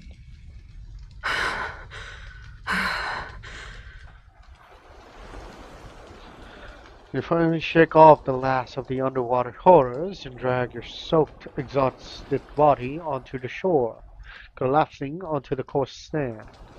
Crackling campfires slowly steam the water on your clothes. Its warmth is a welcome anchor to reality. The sun bleeds slowly towards the horizon, claiming the sea. The air hangs heavy with the scent of salt. The silent break only by the crackle of fire and the ragged sound of your own breathing. Sun's actually out. Shame. It's almost gone. See those clouds? Moving fast. Not a good sign. Tonight's storm will be worse. We face every storm alone so far. This time there are two of us. We'll be fine. We work like a good team just now. That look. It's really the same. She lies on her side beside you. A little curse escaped her breath. One she didn't intend for you to hear. Good luck. Herbert in the cellar. Miles heading back from the sea. They had the same look you did just now. Reckless. But so damn bright. She closes her eyes, her attention turning to a gentle rhythm of the sea or the waves, and the soft crackle of the fire. You turn your head to look at your hard-won prize. The generator rests beside you, with metal clashing glinting as sunset afterglow. Tide comes in after sunset. Fix the lighthouse now or don't bother. I know, but there's something more urgent first. Hmm? Tito didn't expect you to bring back a med case. Don't bother. It's a scratch. I wouldn't have noticed if you hadn't... You were saying, love? The sharp sting of your fingers carving the wound cuts her sentence short. You then stop, continuing gently cleaning the gashes on her back with a precious reserve of fresh water. Looks like the wounds from last night were reopened. Does it hurt? No. I'm used to it. I don't believe ya. That doesn't sound like a healthy thing to get used to. A brief, wary smile passes between you. The sea breeze carries the humid, metallic scent of blood and sweat. You see her muscle tense, a visible battle against her instinct reaction to the smell. In response to your own movement slow, you touch gently. At this proximity, the sound of your breathing intertwine. This time she doesn't pull away. As you tend to her wounds, you finally see the map of old injury covering her body. Some faded scars, others freshly scabbed, and a few still openly weeping. Has anyone told you that you have no sense of humor? Has anyone ever told you you have a death wish? Actually, yeah, plenty. But from someone who was sending out signals saying she was gone dying fighting monsters, you'll get a lecture me about having a death wish. Quit nagging already. You fall silent, your world narrowing to the task stemming the bleeding and securing the bandage. The only sound bridging the quiet between you are the crackle of fire and relentless crashes of the waves. A small surprise when she's the one who finally speaks. Miles. He was always the social one. Always dragging everyone together to try his latest masterpiece.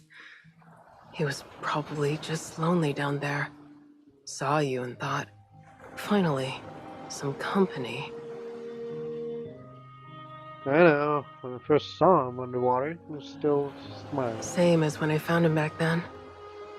His mind was gone, but he was still smiling, mumbling something.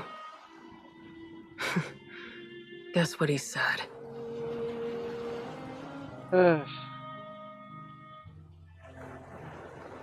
This pathetic black tie can't take me down. Close enough. He said, blood outlasts electricity.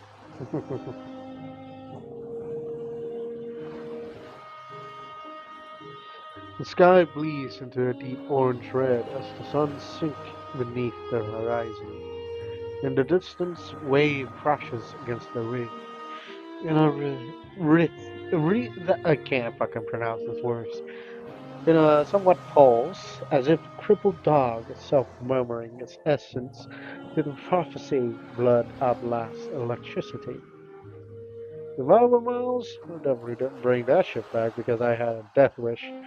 And I don't think Herbert was trying to end his life when we went for the hypercube either. He wanted to live more than anyone. He wanted everyone to live. Blood continues to seep out and we cover it with layers of plot. Maybe you're right. We are alike. Even when I was surrounded by those things under the sea, and I stopped wanting to see the sun next morning. No rescue, no supply, didn't matter. I was going to find a way. Far away, someone's still waiting for me. Someone who needs me.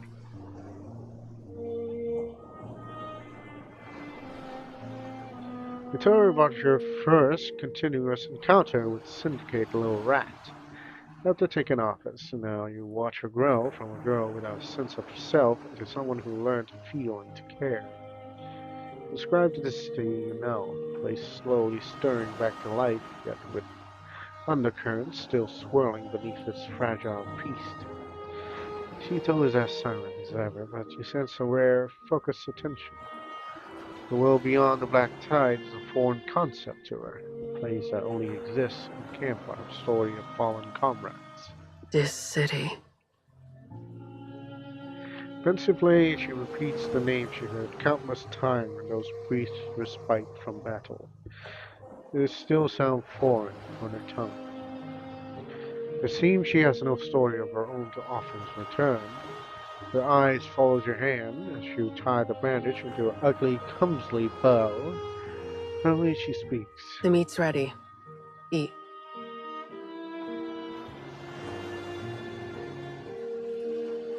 Over the fire, the monster legs sizzle and pop, releasing a surprisingly savory aroma. A far cry from the foul stench you anticipated. After 2 days without food, it smells almost appetizing. Yeah, savor every bite. The first bite removes a firm texture, followed by an unexpected yet delicious flavor. A mild innate spiciness and a savory saltiness. For a moment, the taste is so rich and unusual that it almost makes you forget that's the origin of the meat. Miles spent forever figuring this out. Used me and Sienna as his lab rats until he got the contamination low enough. It's not completely safe. Eat too much, you'll get sick. But it'll keep you alive. She simply watches you eat, making no move to take any for herself despite her obvious hunger. She is restraining her instincts, just as earlier resisted having her wounds treated. What are you eating? Did you poison it? Don't flatter yourself. If this island had anything as useful as poison, I wouldn't waste it on you. Turn her face away, the usual disdain in her tone, but before she turns back, piers of steaming meat is already there, blocking her path. You anticipated her movements perfectly. Well, if it's the lighthouse keeper's specialty, we shouldn't let it go to waste. Hand rises to push it away and freeze miss motion. The dark tabs on your wrists have caught the dying light, polished by you to a brilliant shine. Their engraving sharp and clear, as if newly minted. She recognizes them instantly exactly as you intended. When did you? I found them in the toolbox. I thought Miles might have one on him too, so I looked a little longer in the water. So making you come to get me. You place the tags in her hand. She stares at the copper plates in her palm, gleaming like a new yet etched with names from a forgotten era. Around her, the savory aroma of roasted meat hangs in the air. He has mastered the recipe perfectly. There's a scent more familiar to her than anyone. Sienna, that can was for Sito. She's a growing girl. Who said you can open it? Don't be so stingy. Mackerel's the best with the drink. Brings out the flavor. Cito's too young to appreciate it anyway. You opened the booze too? That was our emergency disinfectant. I swear. Relax, eat up! The days of pinching pennies are over.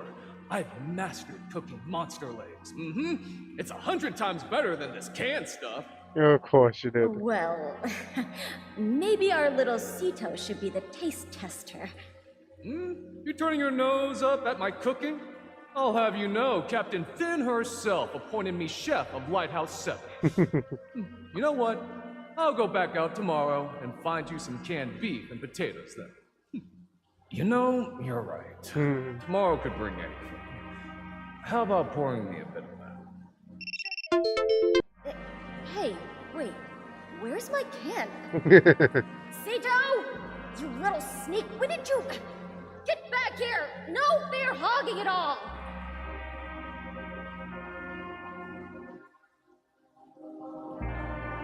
There's all the inscriptions on the lighthouse base. Past of the lighthouse keeper. A story this city doesn't even know anymore. But you still know. You remember why they came, the duty they upheld. You know their living legacy. Tito takes the meat first and bites is tentative. The strain quickly shudders. She eats faster, more ravenous, devouring it with primal urgency. Smoke aroma floods her sense, teeth tearing through tough muscle fibers, the throat working relentlessly to swallow the rich, warm protein.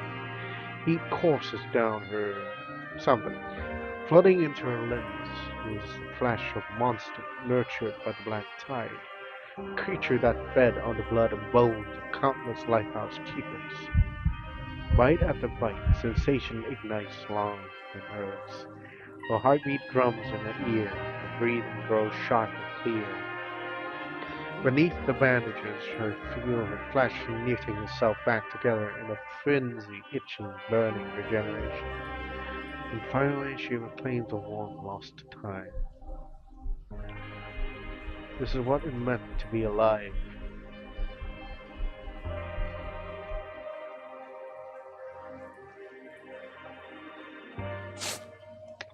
From the shore, she watched Sheeta. At the base of the lighthouse, she paces off the step with a strange ritual precision, finally marking a spot on the ground, and a long, solitary work of digging begins. Need a hand? Almost done. Here, help me with this. Don't drop it. You step forward to help her lift a prettily wrapped bundle from the earth. It's heavy and cumbersome, standing nearly half person weight. What is it? The last piece you need to repair the lighthouse. Oh. You open the waterproof tarp and carefully, almost reverently peels back the inner layer. The spare lens for the beacon light. Where the fuck was that from? 4 hours after the black tide contamination outbreak. Have I told you about Sienna? Of all the survivors, she's the one I hated most. She served under Finn. After the contamination wiped out her unit, She was the only one left. So she gathered up all their gear and came to find Finn. Someone's there? It's the radio operator from Lighthouse 2. What's she doing out here alone?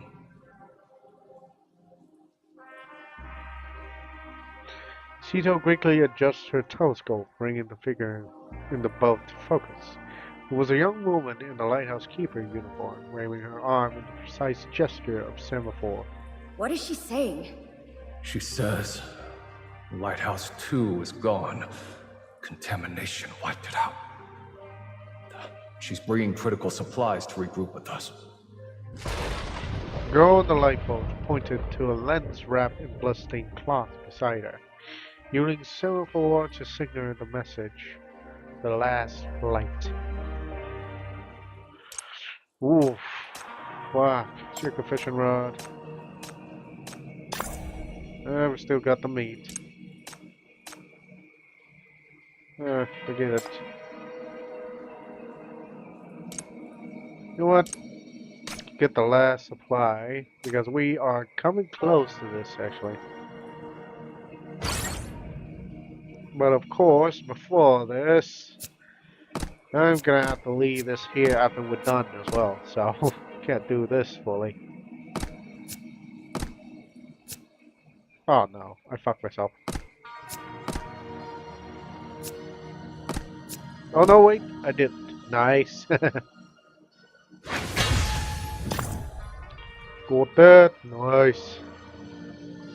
Okay, let's see. What do I do? What can I do? You. Nice. A drink and some food. Moss balls. Alright, Cito. The food. Final moss ball. Only then to be realized is the last. Decide to share it. With a deft flick of a knife, she cleaves it into two perfect halves. Accept your portion, chewing it slowly, of savor the moss earthy fragrance and the clean bitter note that lingers beneath. Continue to share drinks with Shito, salvaged from the black tide. Already had a bit too much pack to trade, but the soft forbidden tune begins to hum. You hum nicely. Sienna had a voice like that. Says she would better suit for a stage than a lighthouse. Here's Sienna, to all the keepers. He gently clinks her glasses together, like a chime in the stillness, before draining them into one synchronized go. Need more of these? Although Sienna couldn't handle pain at all. Not like a lighthouse keeper at all, but she fought the monster until the end. No more wounds than anyone else. Died in my arms. It was a simple crime to me. The bitter wind gusts through the lighthouse, making the temperature plunge. You and Cito draw closer to the stove, crowding each other under the old blanket and pulling your body heat against the encroaching tube. You know what? Let's ask her about this. You're so taken with that hedgehog. Take it. That was your most treasured possession. Finn gave it to me when I was a kid. So the realization struck you. Cito spent her childhood within these very walls. She was once a girl who cherished her toys. In those years, the lighthouse keeper nurtured her within the stone towers, where she grew into a resilient person, much like the hardy little hedgehog.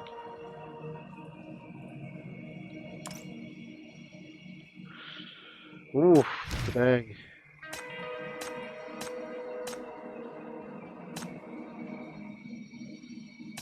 Well, at least we got the moss balls, at least. I can know.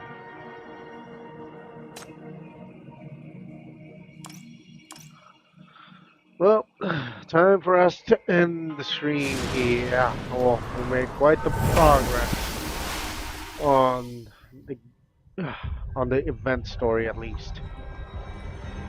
So, for now, let me see if there's anybody we can raid into.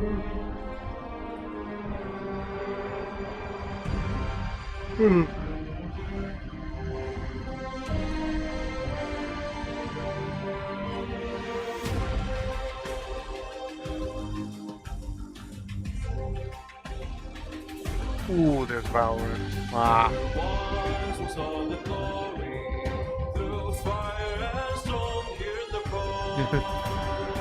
Ah, the music sounds so nice. Knock it out.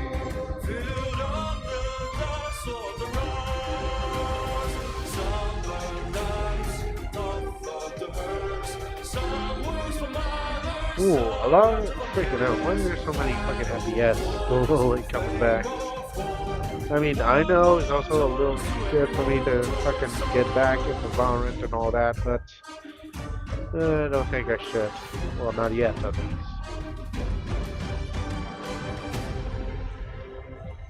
Okay, Sarah is playing Genshin Impact, so we might as well go drop her a little hello. Actually, no, she's been streaming for 6 hours, so she might end the stream. I'm using Zenless 7525 weapon. Oh, it pisses me off. Oh, nope, never mind, she's still going.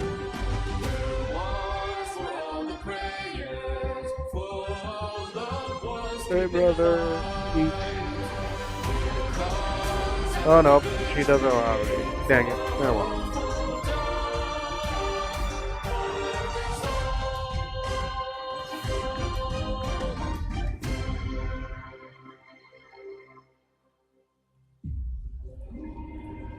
Who else?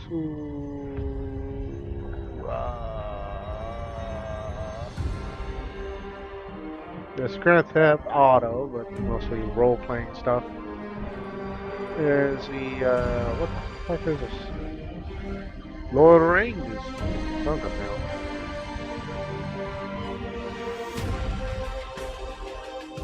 We got Sneezer. Yeah, that's right, Sneezer. It's been a while. Checked her out in a while, so let us go give them some love, shall we? Never mind, she does not allow raids. Fucking dang it.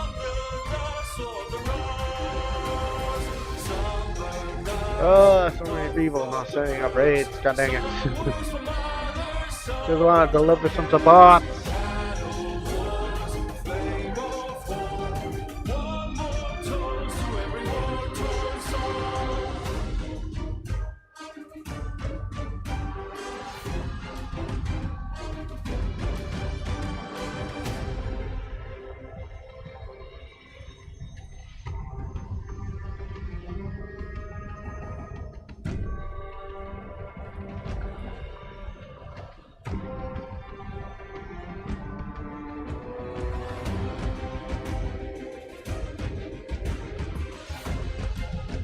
Okay, you know what? Down the raid Monte.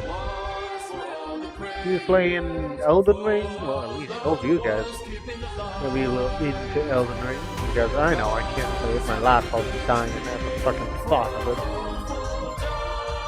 it. There we go, finally. Alright, once again, I want to thank you guys for joining me here today on the stream. I hope you guys have a wonderful day or night or time zone, whatever it is for you guys. And I'll to see you guys again on Sunday. So, once again, thank you all, and I hope you guys have a wonderful day. Bye-bye!